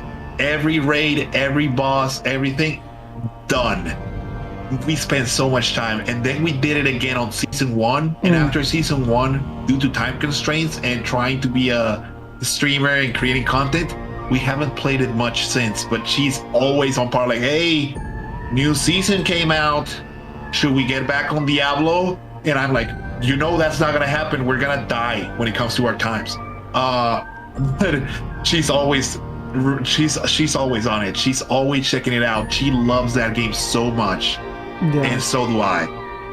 I love it so much that I forgot the other two options, so I don't know which one I'm gonna delete again. Can you remind me which ones there were? Yeah, we have Baldur's Gate, Elden Ring, and Diablo. Oh, okay. So I'll have to delete Baldur's Gate and keep Elden Ring, because I'm sorry, but I was on the Skyrim boom from day one, and that's what got me into checking out Oblivion and everything. But the Skyrim is so well done. Yeah. And so well made that it was groundbreaking when it first came out. I think that the game has aged I don't so well think up to this Skyrim date. is any of these. Baldur's Gate, Elden Ring, and Diablo. Because I'm gonna ask you like about the Elder Scrolls series later. I think Elden Ring, not Elder Scrolls. My bad. It's fine. I completely phased out. But in any case, I would still delete Baldur's Gate, because Elden Ring, the whole thing is that Elden Ring has been Souls-like to its finest. Yeah. And the fact that they did the multiplayer release with the last one, it has added so much capabilities to everything. But side note, everything that I said on the older Elden Scrolls thing, it applies, guys. Let me have my errors. But no, Baldur's Gate. Now, the reason that I would delete Baldur's Gate is because it started like Fallout, where it was more of a top-down computer game, really old, but nobody really knew much about Baldur's Gate until they came out with 3. It's like Helldivers 1 and 2. Did you ever see Helldivers 1? Never heard of it. So Helldivers 1 is like it's like a top-down strategy game, like if you were playing Halo Wars. or if you were playing SOCOM, I think it is. So it's a whole different thing from what you see on Helldivers 2. So was Fallout 1 and 2 in comparison to 3 and 4, and how it's come up now where it's a first-person shooter. Baldur's Gate, the turn-based kind of thing, it was more of a... It was just way different in all the looks and everything, but it has always been that Dungeons and Dragons base. It's just that the game, the only hitter they have had is the third one, and it has been amazing to see and watch and enjoy, because it also opened up a spotlight for the Dungeons and Dragons community. So if I get some hate from deleting it on this question, I'll take it. I'll gladly take it, because that game is groundbreaking right now. But as a whole series, I don't see it having as much weight as the others. Yeah, that's fair. Next up, we have Once Human, Enshrouded, and Grounded. Okay, so Enshrouded is the one that I'm not really that acquainted with. I know it's a survival one, like a RPG survival one. Yeah, I think so. Yeah.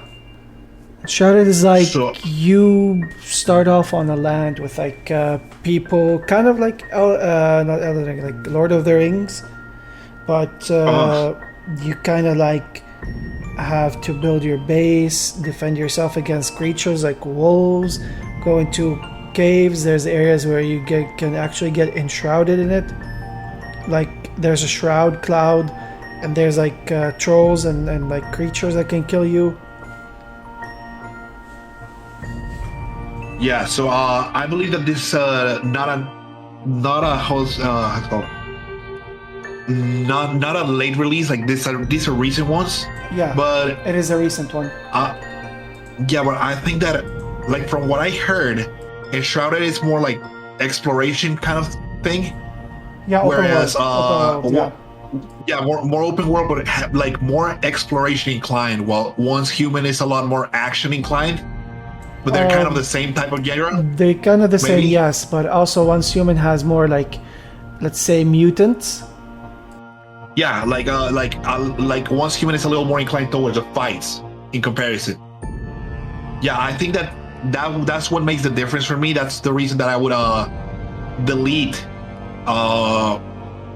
Enshrouded and keep Once Human as the uninstall. But for me, the other game is, especially with Grounded 2, it's just play right now. Okay. Simple as that. Yeah. Plus party game. Next up, we have. Here is where I ask you: Quake, Doom, or the Elder Scrolls series, which includes Skyrim and Oblivion and those. Yes. So that one, even though I was just defending it like a mother clucker a few minutes ago, that one, like Elder Scrolls, I would uninstall. I love it. I have a lot of respect for the series. It's great, groundbreaking as it was on Skyrim, and then how it's just revealed Oblivion and stuff like that. Side note, I never played the Elder Scrolls Online though, but Doom has a special place in my heart. The action, the pacing, and the storyline, as simple as it is, as Doom Slayer destroys hell creatures with the wackiest weapons, and he will just keep one-upping them. That's pretty much the whole storyline of every game simplified, except 3 that became like kind of a horror thing. But Doom has a really special place in my heart. It's great. It has been like, it's watching that series come from what it was to what it is now is amazing. And as much as I actually have to give props to Quake as the arena shooter base as it is, I don't think it competes on this category. Like, a lot of people will have love for Quake. Love for Quake, but I don't know. I just see Doom and its legacy, like Doom, and also the one with the German storyline. They like groundbreaking on the genre. Wolfenstein. I think that Doom and Wolfenstein are like Wolfenstein, they're just staples of the first-person shooter genre. Like you don't have that, you don't have anything you have right now. But the Elder Scrolls, it's just the whole Dungeons and Dragons like kind of format put in it. Like, hey, if you want a game that represents Dungeons and Dragons without being Dungeons and Dragons, you go into the Elder Scrolls. And I'm a nerd on the side, so yeah, I actually have my 2 sets of dice, one for me, one for my wife, like Dungeons and Dragons dice, like probably the D20. It's called. I think the D20. That's what it's called. Yeah, the D20 is the 20 phase dice, but I have my whole set of that 7 dice, like the 7 dice. Okay. The whole set that you need to play, I have them like 1.5 meters away from me. Even though I don't really play much the actual tabletop Dungeons and Dragons, I have a set for whatever happens. Next up, we're going into the horror aspect now with Repo, Lethal Company, and Sketch's Contract. Okay, so Repo, I would play. Lethal Company, it's basically the one that created a boom. It made shockwaves, and that's why we have these other games. And the Sketch's Contract, as much as it was a great idea and everything, it just comes out from the other 2, so I don't have any problem with deleting that one. I'd rather keep Sketches. I'd rather delete or obliterate completely Lethal Company, because... Which one? Lethal Company. Lethal Company? Yeah. I hate it with a passion. And then I would keep Repo. I would uninstall Repo, of course, but... Yeah, like Sketch's Company is real good, but the thing that I feel like it's so close to Lethal Company, except like obviously Lethal Company, like the base of it, like a lot of people Lethal lives on mods. Lethal lives on mods, but the originality and the whole idea is what I give it props for. Like if we go to gameplay, I probably like today, right now, I'll probably be playing Sketches over Lethal Company, but I have to give it props for being the base. Yeah. And then Repo is the one that I will be playing the whole time though, because I love Repo with mods or without mods. Okay. Next, we have Dead by Daylight, Texas Chainsaw Massacre, and Friday the 13th. Okay, so just because of content-wise and how the community giving it so much love and everything, Dead by Daylight I would play, even though I am horrible at it. Because I've tried it, I played it, I've had some fun, but I think we had this conversation before. A lot of sweats on both sides of the table whenever you join a lobby, so new casual players are having a hard time. But Dead by Daylight would be the one I'd be playing. Would you once again remind me of the other 2? Texas Chainsaw Massacre and Friday the 13th. Like, I have to give props to, I think it was Friday the 13th, because it was basically the best of them 3. It is what started Dead by Daylight, basically. Yeah. It's also great because Dead by Daylight is finally getting Friday the 13th as one of the IPs in there. Is it? It's finally happening, I guess. I heard about it like recently, finally bringing it in, and that's if they're finally gonna have it in, that's the reason that I can not feel bad about deleting Friday the 13th, because I think that the Texas Massacre one was really well made though. Yeah, but like they didn't get that boom, but it was really made. They're gonna stop doing updates on TCM. They're gonna just it's a full game now. We're gonna move on to something else. Yeah. But was Friday the 13th getting updates though? Friday the 13th basically is dead. Like, it's a dead game because of the controversy, and I wish it would all come back, because Friday the 13th is, to me, the better game. Like, way better than Dead by Daylight, because Dead by Daylight to me is a spaz, and I feel like Dead by Daylight is weak in front of Friday the 13th, because Friday the 13th gives you more immersion. Like, I was more that terrified. 100%. That 100%. Like like Dead by Daylight is it's like the difference between PUBG and how's it called, and Fortnite right now, where you have all these toon characters, all this, but PUBG is still grounded to its roots. Like you have a guy that doesn't have weapons and he grabs a frying pan because it's like you use what you have. It's grounded. And Friday the 13th, it's a grounded game. It's an amazing game. But it's just the fact that it's like it has been dead because of the controversy and everything. And the fact that they are finally letting the IP go into Dead by Daylight, that I'm like, okay, you know what? I would play Dead by Daylight and I would uninstall the Texas Chainsaw Massacre because I love that series, as in movie wise. And they did something fun with the game. It's just that it was not on the level of Friday the 13th, but it's most like I have to give it its props for being the base. But now that it's basically gone, that's why I would have to delete it. Yeah, fair enough. Next up we have Dead Island, Left 4 Dead, and Dying Light. Okay, so Left 4 Dead is my thing. Left 4 Dead 1 and 2, I love them with a passion. I can clearly say that Left 4 Dead 2 is the better game out of them two.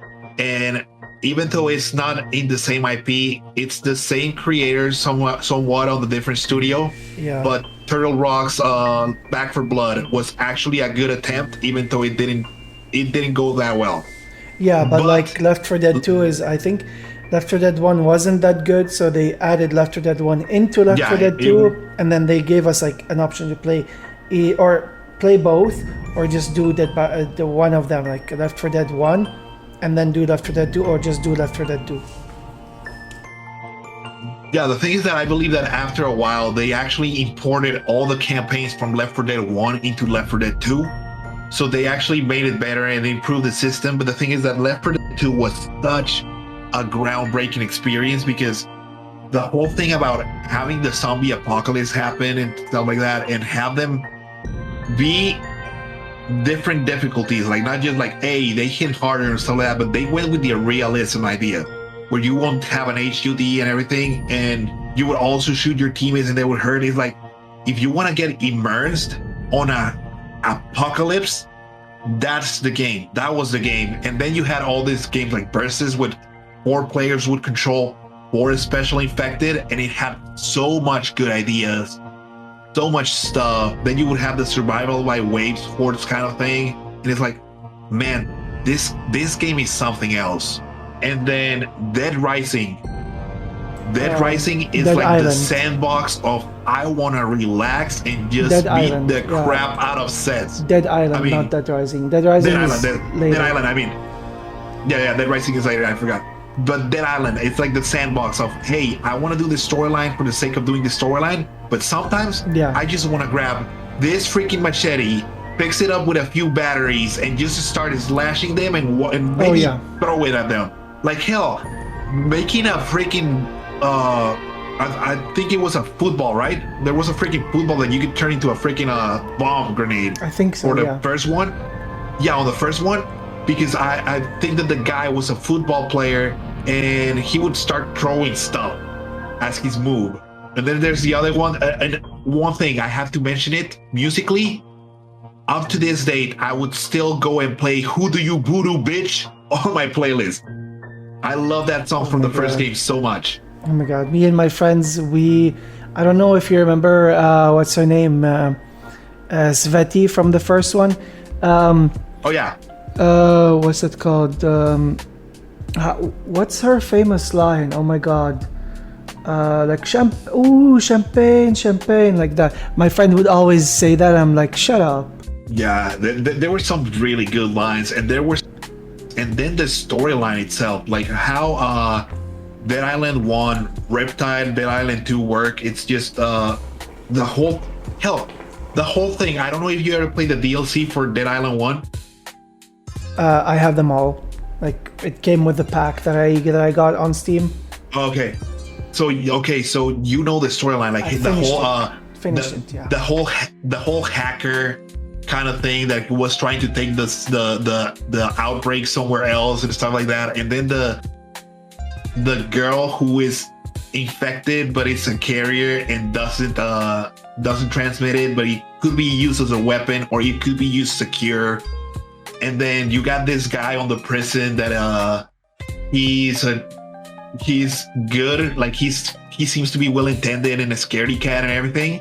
And when you play the DLC where you play as a single guy, like the military guy turns and tries to stop you from getting to the helicopter, when you see his side of the story and you realize what's actually happening, like, oh my God, it made my brain just go haywire.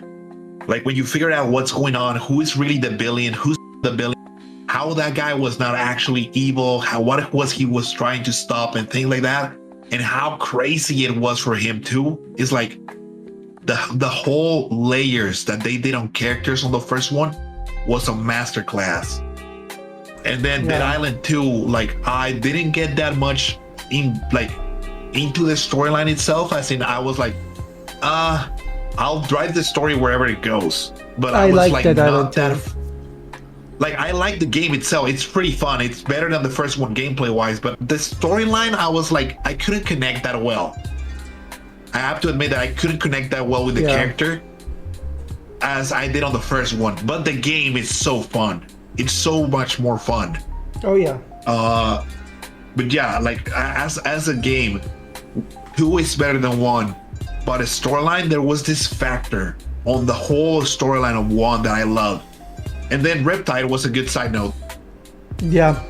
Okay. Next up, we have Little Nightmares, the Alien series, and Silent Hills.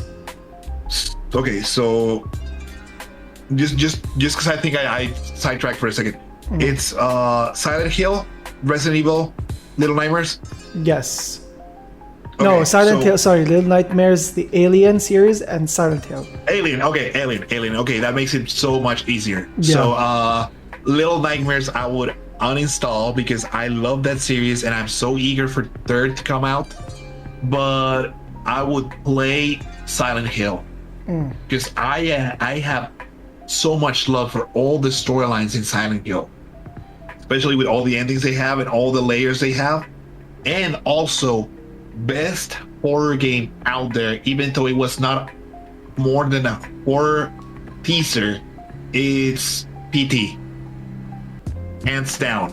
Silent Hill's a playable teaser by Guillermo del Toro and Hideo Kojima. Yeah. Best thing that had ever happened to the gaming industry, because that's what caused a revolution with Resident Evil going like first person, Visage coming out, like a lot of games that came out from that boom. Like they saw that this game was the greatest thing out there.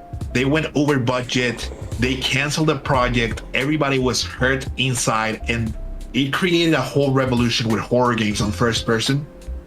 It was because of Silent Hill. It was Silent Hill. So that's the games that I would play, because they still they have aged so well. And I'm waiting on the remakes. If they are gonna do the whole Resident Evil makeover on Silent Hill, I'm all in for that. And you mentioned the Alien series. Yeah.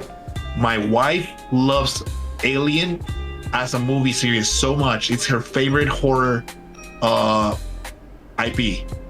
But except for Alien Isolation, all the Alien games have been pretty much whack. Yeah.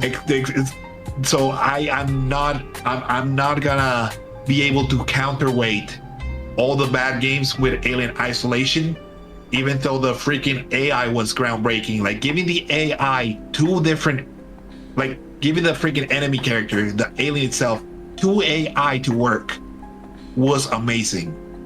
It would have one that would be constantly learning your patterns, and another one that would always know where you are all the time. The one that would know where you were all the time was just giving the other one fragments of information, and as it would know where you are all the time, like it would know where you hide twice on the same type of thing. Like if you hide under the table twice, the alien would rush and find you, because it's like, hey, he's trying it again. We're not gonna let this happen. But that was the one AI telling the pattern to the other one so that it could get you, while the other one is like, hey, go around this area. Hey, noise coming from sector this. Hey, movement on this area. Hey, an item has been picked on this area. And that was a whole separate AI. Like they had the enemy running on two AIs and it was groundbreaking. But it's just that I've been using the word groundbreaking a lot today. I'm sorry. But it's fine. But no, they did it so great with this idea, but they couldn't do anything better on the other ideas. Like right now, I think that they re-released Alien Fire Team, Fire Squad, whatever kind of game it was. But I see it and I see the UI and I think I'm seeing but Helldivers 2, but not done properly. Yeah. And I see all their games and it's like, oh man, I think the only games that have aliens in them that are decent have been the ones that, except for Isolation again, have been the ones where they also have the Predators in it. Like if it's not a joint work, they're pretty much whack. Yeah. And I'm sad to say that though, because it's a good IP movie-wise. I love that IP movie-wise. Yeah. And series-wise. Now that they have the new series, it's good. Yeah. Okay. Next up, we have Fall Guys, Party Animals, and Split Fiction. Wait. Fall Guys, Party Animals. Which one's the last one? And Split Fiction. It's Split Fiction. Play. I'm sorry, but Split Fiction, even though it's like the names are different, the IP, it's all the co-op games by those developers, because it's the same developers on all of them. It would be A Way Out, It Takes Two, and a Split Fiction, all on the same game. Like they don't name it as sequels, but they have been improving on that same system. And if you saw the secret level thing on Split Fiction, they had a secret level that a couple did after 2 weeks of playing. Not a couple like in wife and husband. I think they were two players. They did it and it required like perfection on timing and stuff like that. They finished that secret level and it had a message from the developers like, hey, you found the level and you managed to beat it. So now we're paying you a trip to come and play the upcoming game that we're already working on.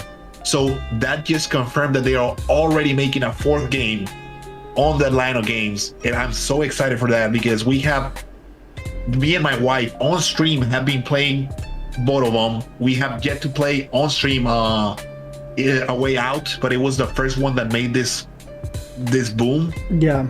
And we love that those developers so much that we're going behind them because they keep improving each game. Like if you like the first one, you're gonna like the second one. And they don't only do them well with the gameplay wise co-op, the storylines, the fun moments are fun and the emotional moments hurt. I have cried so much on those last two games because of how like it just gets you invested in the storyline and it goes places. It goes like the Split Fiction. It went hard when you start to see the story behind the writers. Holy damn, you would believe it will be all cozy and funny from the beginning, and then it just started unraveling so masterfully. It was greatly made. Yeah. Then you mentioned Party Animals and Fall Guys. Yeah. Fall Guys, I would uninstall. And Party Animals, I would delete just on the fact that Fall Guys, it's still fun to play every now and then. It would be like the one I'll open it up, I would play it up, just have a little time, then start raging and be like, okay, that's it, I can jump into another game. But it's a game you can always return to. It's fun. It kept to its roots, and it just keeps getting updates with the new little seasons and stuff. You don't have to think it through too much. Yeah. But Party Animals was fun. I loved it. The characters were really beautifully made. It has been fun. I actually follow another creator called Smithy, and I'm so glad that I somehow got his freaking milk bag custom. So I have that on. But overall, I think that in comparison to the other two that just keep growing and growing and growing, it just hit a point where it just stuck like that. Like it's not growing, it's just stuck in there. And it's a really small game per se. It doesn't have too much to offer. Yeah. So that, like, you play that one and you're like, you know what? I don't think there's anything more to see. Yeah. Okay. So since I mentioned that Dead Rising is coming, we have Dead Rising, Mortuary Assistant, and The Walking Dead. Okay, so Mortuary Assistant, it's a really, really, really good game. It's a long storyline. It has a lot to do. The endings are great. The storyline unravels it like really, really fun. And I would say that that would be the game that I would uninstall. But Dead Rising would be the game that I will be playing. I love that series. 1 was great. 2 was a masterpiece. Like even the 2, like I don't know if it was Mission Zero or something like that, but it was like a little self-contained story that was like a prequel to it. K0 was good. It got you invested on the character. It got you invested on taking care of the kiddo, the little kid that the Chuck Green had. And then they went places with it. Like, hey, the second game was so good. You know what? Let's do a run over and change things. And then they decided to do Case West, where it has Frank West as a side character. Or if you play it co-op, you get to control him. And then they are like, hey, Frank West really worked well mixing up with Chuck Green. How about we take Chuck Green out of the equation and then do Off the Record? And then they did the whole storyline, but you're controlling Frank West as if what if? And things changed. You get freaking Chuck Green as a villain, on like one of the maniacs. And it's a whole retelling that goes so fun. And then they did 3. I love the storyline. At first I was like, what's going on? And then when they started connecting the dots with the previous games, I was like, oh my God. The one that I don't see it connecting that well with the rest of the storylines is the 4th one.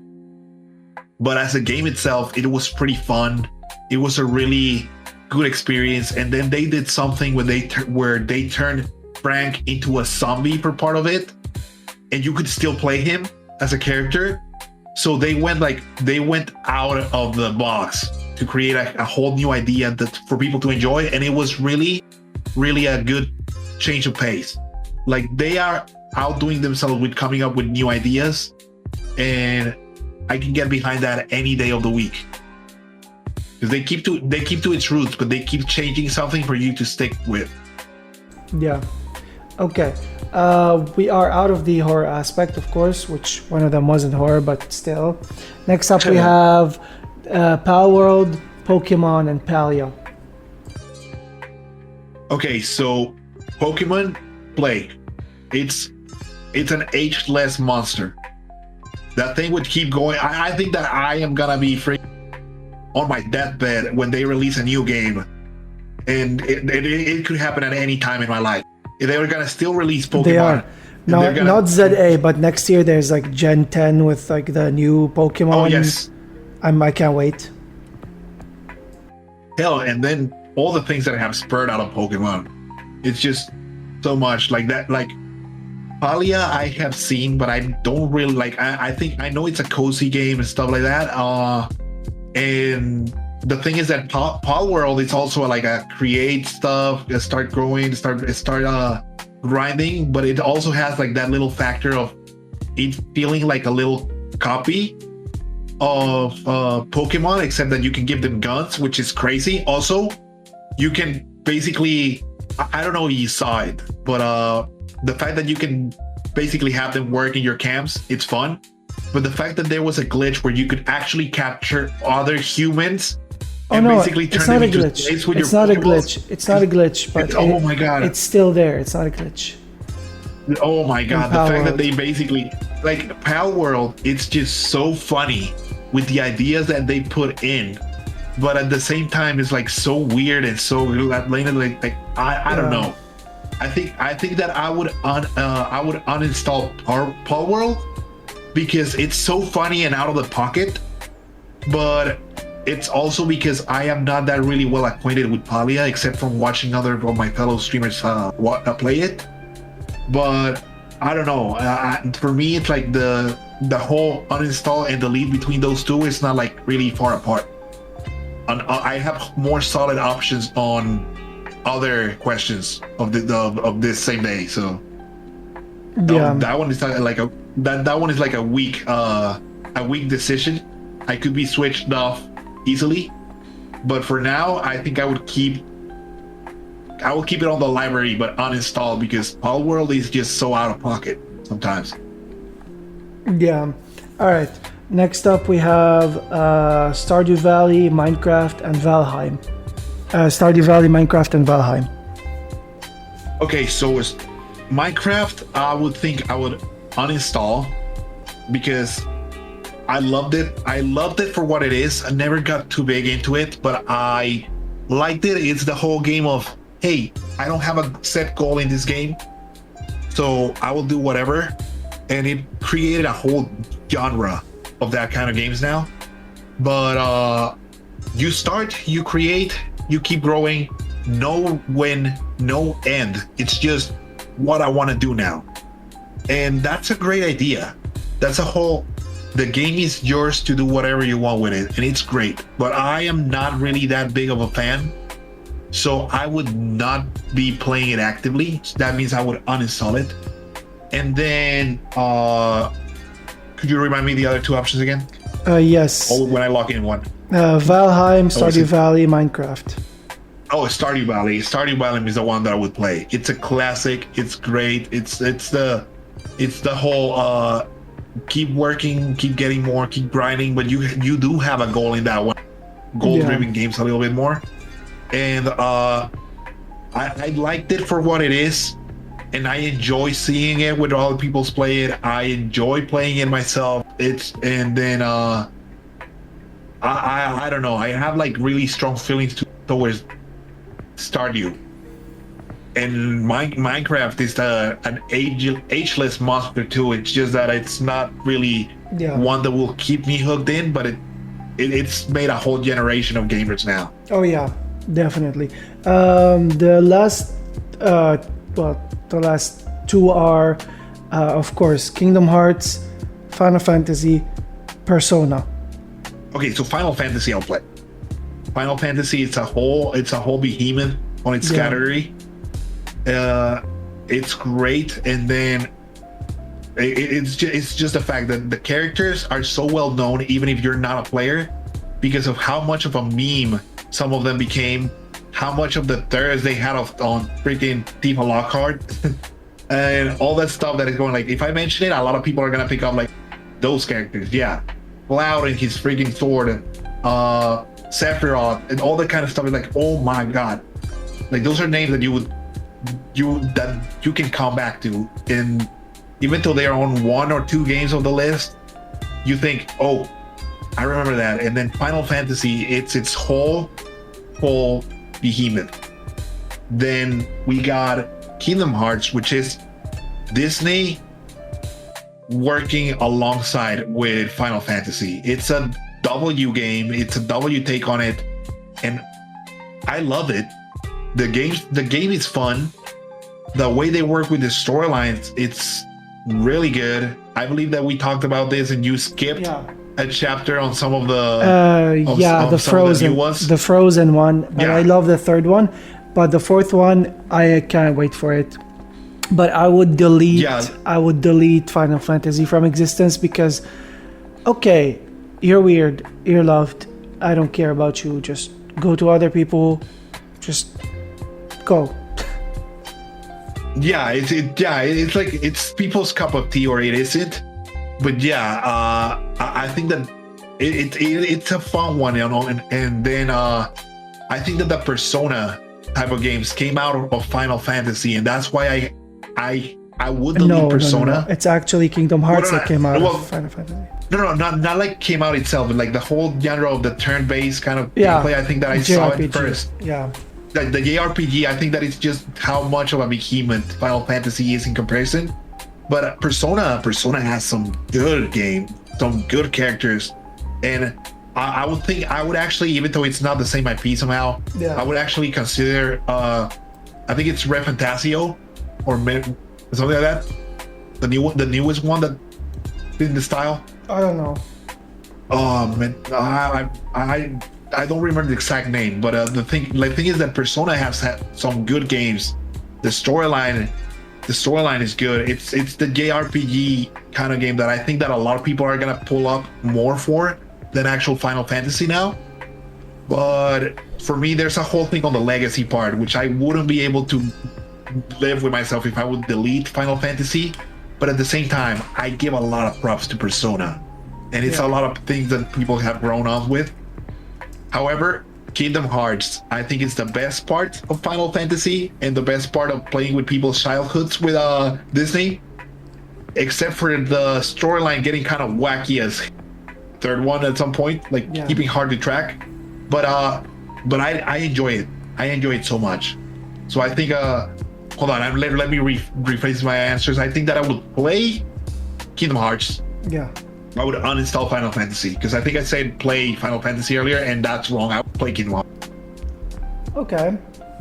And the last ones are Assassin's Creed, Uncharted, and Tomb Raider. Assassin's Creed play. Tomb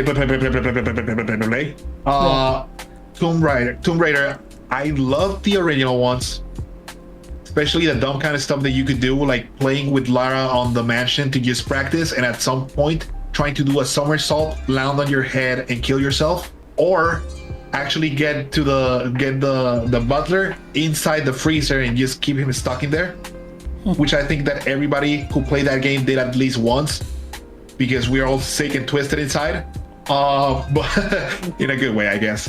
But it's the new series that make it for me. The last ones, the Tomb Raider, the Rise and Shadow of the Tomb Raider, those three games are just These are the prequels. So well made. These are the prequels. Yeah, they are the prequels, but at the same time, they're so well made. Yeah. That I just have to say that is the game that I would uninstall, because I have spent time doing 100% on all of them, except I think the last one, I think it's Shadow. Which one was the last? Oh god, Shadow. I like wanted to Shadow of the Tomb Raider, I think. Let me double check, just real quick. Okay. Yeah. So yeah, I think so. I think it's Shadow. But yeah, the first one and second one I 100%, and the third one I just didn't have it, so I left it like halfway. But no, the games are so good, and they just kept to a formula that worked. Yeah. But I don't know if they're gonna continue with something new on the IP down the line. I think I heard something. I'm not sure. I can't confirm, but I hope they do. Especially if they're gonna take the same approach and same love that they gave to this one, because some parts, like just getting an arrow stuck in your leg and watching Lara take it off like in a gruesome way, like you would hear it scream from pain, it will make you connect with the story so well. We need more games like that. And I think that Uncharted, it was never the game that locked me in. Like the Nathan Drake storyline was never like the one that I think, hey, no, I can connect with this character well. I would totally get on his shoes and stuff like that. And even though Tomb Raider would be like the rich girl that decided to do this kind of weird adventures and all this kind of thing, like I can't really connect on the personal level because we're on a whole complete different area of the wealthy spectrum. Oh yeah. I think that just the way that they masterfully crafted the last three ones is like, I could connect with the pain, I could connect with the betrayals, I could connect with the girl caring for everybody around her. So it's just it was just the storytelling that made it so well. Yeah. All right. So also a strong female lead.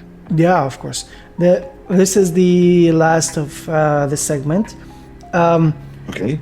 Since we're kind of running out of time, I wanted to we have enough time for this segment, but I wanted to jump right into the mental health segment because I remember your story and I wanted the story to be heard.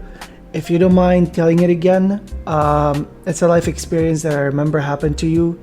I'm all ears with that. And by the way, guys, if you feel today's story is a bit dark, so if you feel like this segment or this part of the podcast, since now I recorded all in one chunk, is kind of triggering, feel free to shut the podcast off and just move on with your life. But listen with caution, guys. So go ahead, Haban. Yeah. So that disclaimer is really, really well timed, because the story touches on some subjects that a lot of people like wouldn't want to listen, but it's because it's hard. It's like things that happen around us, but they're hard to handle, especially for the people living in it. But it goes places, and I understand people like signing off. It's a hard story to tell. Sometimes it's a hard story to listen to. So I appreciate the fact that you wanted me to just take the time to say it again, because it's strong. It causes strong feelings. But okay. So I had a friend of mine that recently. Oh, I don't know where to start, from the backstory or this story. I'm gonna go for the backstory. Let's start from the beginning. So I had a friend that we were friends for a lot of years. We met in elementary, first year of elementary, and we stayed, like, we clashed the whole first year. Like, he was kind of a douchebag at first, just the kind of bully guy that had problems at home and wanted to make himself known by being a bully. But after we got into a like little fight, like not actual physical fight, but we like almost went at each other, we start talking a little bit more, like we start connecting, and we became friends. And then he opened up to the whole group and stopped being a douchebag, and we all started hanging out. We were a group of like 9 friends that kept hanging out from first year of elementary to doing all middle school together. Like, we spent 9 years together, hanging around, being friends, going on school adventures, outside of school adventures, until we all split apart. But we all knew that he had like rough times sometimes, because of how he would be back into the douchebaggery sometimes, like when shit would going down. But as friends, we're all like giving each other stuff, like giving each other shit. We're having fun. We're just being playful. We don't really think too much, especially when you're kids. When you're like really young and you don't see too hard into stuff, that when you look back as an adult, you're like, everything was in there. All the signals were in there and you didn't see them. So I'm gonna come back to this last statement in a bit. That's where it kind of hurts. But so we grew together. We had a lot of fun together. We spent some years, and then after middle school, we all went different high schools. So we kind of split apart. And a few years after, that was probably 9 years ago. So when I was in my 20s, someone gave me the news that my friend had taken his own life. He decided to despawn himself. And the problem is that we didn't get a word from him in a while. Completely disappeared. He completely faded out. He was like nowhere to be found. And out of nowhere, everyone in the group, we had not been with each other for a while, but everyone got back together to reminisce on the memories. And we were like, you know what? This happened and that happened. And I think that we could clearly see the patterns that we couldn't see as kids. But I think that I personally like took a lot of guilt on it. Like, it's like, hey, as I'm someone that really advocates for helping everybody, for trying to be a W by just caring a lot for people, the fact that I learned about all this stuff that I was clearly seeing when I was a kid, and I didn't understand it, and I couldn't act on it properly as an adult, it really hurt me. Like, I felt like I failed my friend. Like, I failed to help him, like, get it out of his system or be with him a little more. Like, if I would have noticed all these things, I would have made everything I could to not split apart from my friend. And up to this day, I still have vivid memories of all of us hanging around in a park that was right in front of the school we were at. It was actually by a church. because we were all in a Catholic school together. And the thing is that we were raised together, we spent so much time, but as an adult, I saw like, you know what? You didn't even pay attention to the detail. And I was really harsh on myself for a while, because you start to carry like this kind of survivor's guilt, even though it had nothing to do with you, and it just weighs a ton. It feels devastating on your soul, because you wake up every day thinking there's a lot that you could have done, where in reality it was not in your hands, because you were just a kid. But it's hard, because one pushes themselves so hard sometimes for no reason, and it took a toll on me. And I carried this guilt for years until something happened, and this is where the second part of the story comes in play. Whereas I had a group of friends. I say had because it broke halfway through the things in this story, but one of them is my best real life friend right now, and the other one is one of what it was his best friend during college, and they used to hang around a lot. But the three of us would hang out together. We were friends. We were spending time together, but we, at a later time, realized that the other guy was kind of a douche, and he was only coming to us when he needed something. But that's not the part of the story in question. But it's just the fact that it was one of these times where he disappeared for a while, and when he came back, he told us, "Hey, guys, I got married," and we were like, "Wait, what? What's going on? Why did you get married out of the sudden? Because you recently broke up with a girl, and 2 months later you disappeared. 2 months you disappeared, and now you just come to us saying you're married." And we figured out. Well, didn't figure it out. He told us that he actually got married to a girl who had citizenship in the United States, and she's like, "Hey, I got divorced, and I am going to the army in the U.S., and I want to keep my kids in the city, and I got divorced, so the father is gonna have to keep them, and I'm not gonna be able to see them at all if I don't have a partner that could take care of them every now and then and stuff like that, and take care of the house." And it's like they got married so that he would be able to get citizenship in the US, while also helping her take care of the kids, like on their house on the weekends, and also take care of her house in general, right? So it was like a helping each other kind of marriage. But she kind of fell in love, and this guy is so into himself that it didn't go well.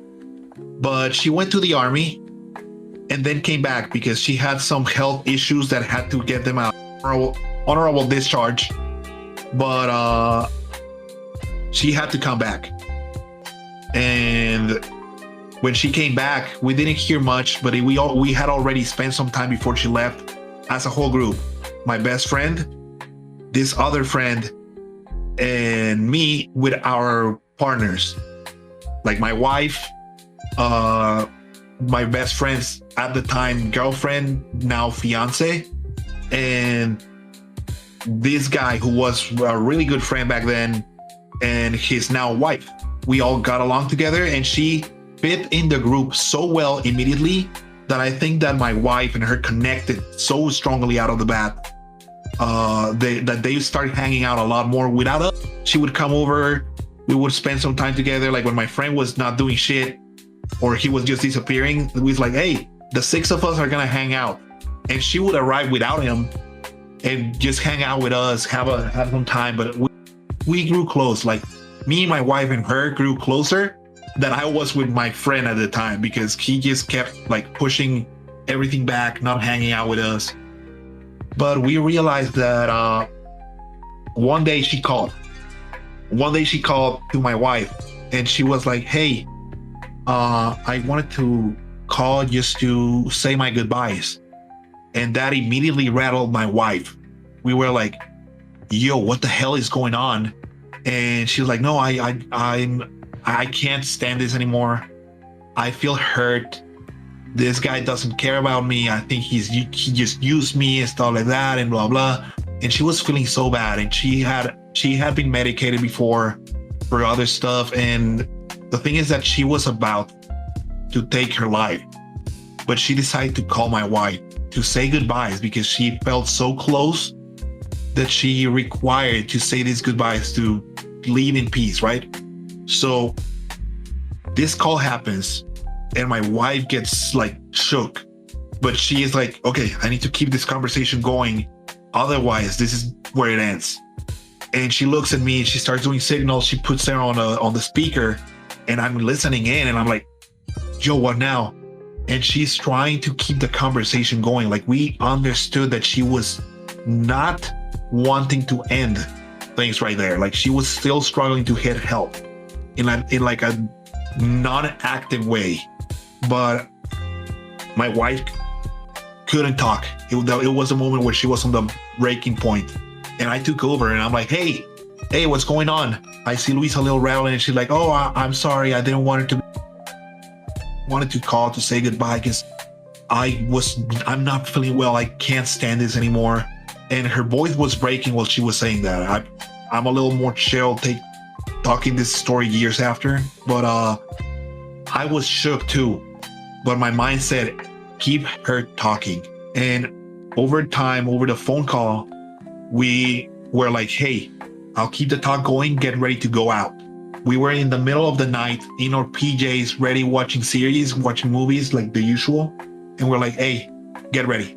And we're like, hey, no, what's going on? No, so I can't stand this. I walked away from my home. Because he's in there. He's sleeping right there and I don't want to be near him. And I just want to end it all. My kids were not with me, so I don't have to worry about that. But I walked away. I went into a park and I just decided that I'm gonna do it. I have a glass I have a shard of glass in my hand, and I'm getting ready to just do it. I just wanted to say goodbye to you guys because I really appreciated you. I really appreciate you, and I really love you from what we spent together. And I started like connecting dots. I knew where she lived because we hang out in their place every now and then when we got together as a whole group. I knew it was close by my place.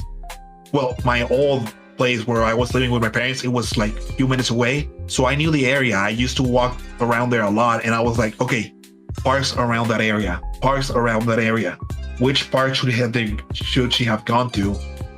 And then I was thinking, what are the parks around? And I kept the conversation going. When we got ready and went out, we had already 15 minutes talking to her. We called for a cab because I don't drive. I don't have my car. I mentioned this earlier on the podcast. So we got the equivalent of an Uber ride. And I told him, hey, I'll pay you whatever, but just drive us around for a bit and in these areas. And while my wife was holding the phone, I was explaining to him the situation. And he's like, okay, I'll do it. Just give me the area. And we went to all the parks around while we were switching the phone from hand to hand. Like, hey, so what about this? What about that? And it's like, no, so, no, I'm just going to end it. I'm going to end it in this park that is in front of the school that I was in on high school. And she was like, she's like 4 years older than us. No, a little, something like that. 3 or 4 years older than us. So the thing is that she said high school and she said park. And I'm like, what schools are in there that have parks? There's only 3 of them. And that gave I was like, wait, you never told us where you studied. And no, so I studied in this school. And I don't know, I didn't really hang out with much people around there. And then she said, yeah, it was weird because it was a Catholic school. And that's when it rang in my head. Catholic school, high school, by her house. That is totally the school where I grew up, where I went to go. Like when I went from elementary to high school, that was the same school. She's probably in the parking front. So we diverted. We told the the driver would have to go around like a few blocks just to get into the area from there. But I told him to drop us off near her house, and I immediately started running with my wife right on the track to the park, because I knew the place by heart right there. And when we arrived, she was on the floor. I was talking to her, telling like, "Hey, so wait, you were on this school? So did you got to meet these professors, right? How the hell do you know those professors? Because I was in that school. I was younger than you, so we probably never even see each other in there. We were there when I was on this grade," and we kept the conversation talking. She was like, "Oh, that's weird," and she just like held off from what she was doing because I just diverted her. But at some point we were like running. I was trying not to pant on the phone so that she wouldn't know. But at some point I overheard her voice while she was talking on the phone, and my wife started running, and I kept the conversation, and I was like, "So yeah, so right now you're probably laying in the park by the church, right?" And just like, "Yeah, I'm in here, but I think it's time for me to just end it." And that's when my wife and I arrived to her, and we took the glass off her hand. She didn't even resist. She was not in it. It was just her self-preservation instinct giving up, but not fully. And we managed to stop her from doing anything. But the thing is that was the day when the guilt from my friend taking his own life and me not being able to do anything, that's the moment that my guilt kind of faded away. Like it's just the fact that I up to this date I have the vivid memories of us living our childhood and enjoying and playing in that park. The fact that it was that same park that we saved her in, it was not on the moment that I felt the pressure go off, but after a few days of taking care of her, because we didn't return her to that house. She came to stay with us for a few nights after that. Like, we took her stuff. We heard the reasons that she was feeling like that, and we were like, "Hey, you know what? Fuck him.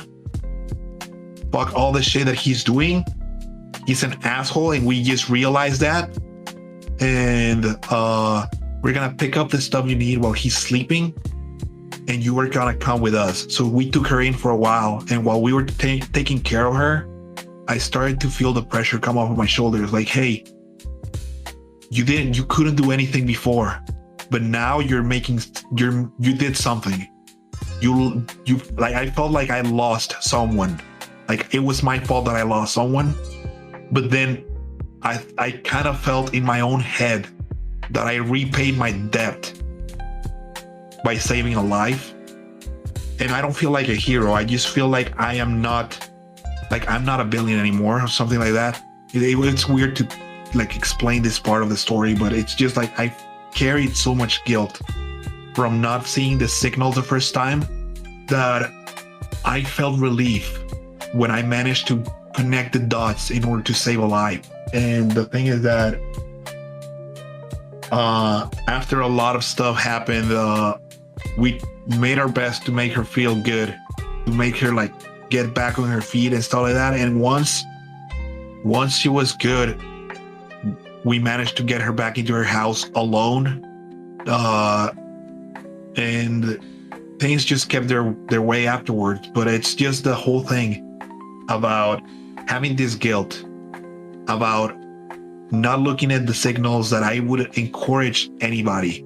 Like, if you have a friend who's got like this kind of moments where they like are turned off, like they're doing well and the next day they're completely turned off, or they're just a little bit more aggressive or something like that, start reading into that. And if you're someone that is going through those kind of thoughts, if you're someone who's thinking of doing self-harm, open up.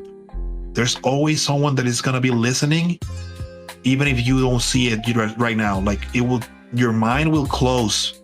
Your head will be on a headspace where you're like, you know what? I may have nobody. I probably don't have anybody in there. Probably people don't care, but there's always somebody who cares. And I think that it had been like taboo for some men or something like that to open up, to go to therapy, to actually talk their emotions. But there's a thing. There's always a time and a place to open up, and I think that a lot of people need to find that.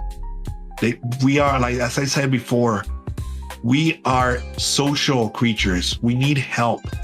We can't stand alone. And I would ask anybody who's going through it, or anybody who knows who is going through it, to open up and try to get them to get help, because this kind of topics are never easy to talk about.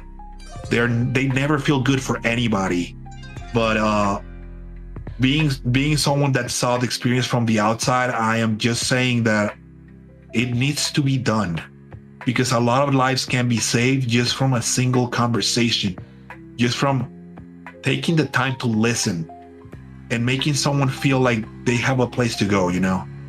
But yeah, that's it with the story. I'm hoping that for anyone who is listening to this in the morning, I'm hoping that we can still pick up the energy for the rest of the day. I'm sorry, but I warned you guys. If you're listening, I warned you. Yeah, like but telling the story, like, it doesn't get me down, but it gets me motivated. especially when you, but like, no, every time I listen to the story, it's honestly one of, like, not saying this as a bad thing or as if like I'm taking it like as something taking it for granted. No, like, it's one of the, like, my favorite stories ever, or my favorite life experiences ever shared on the podcast, because it doesn't only touch on something that's sadly true but also accurate, but it's like, I've gone through this. Like, I've witnessed a friend self-harm and I got her out of it. Yes. So it cut off when you say it's self-harm. Yeah, I had a Discord cuts off. I hate that. Yeah, I had a friend that self-harms and I got her out of it. Yeah, so it kind of feels close to home, right? Mm-hmm. Very much. Yeah, so I actually like the fact that I could come here and open up with this story, but because I think it's the not counting the fact that I had to tell it twice because of the re-recording. I think that this is the second time I ever open up to tell this story in full. Again, yeah, and I appreciate that. But anyways, guys, this is all the time we have for this episode. Make sure you go check Haban out whenever he's live. What is your schedule if you have one? I usually like go at 4 to 4:30 Pacific time. That would be 5 on Mountain Time, like MST. Yeah. 6 on CST. 7 on EST. I mean, and then it would be phone home. ET home phone.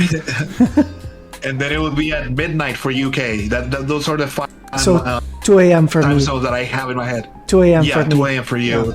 Yeah. That has been like lately, because I've been having a lot more time to play up and stuff like that, and I do it in the, like, when I'm more active on the day. Yeah. But sometimes I would go and do it, like, it's not every day, it's not all the days, but sometimes I would stream at like noon my time, which would be 11 your time, I guess. Maybe.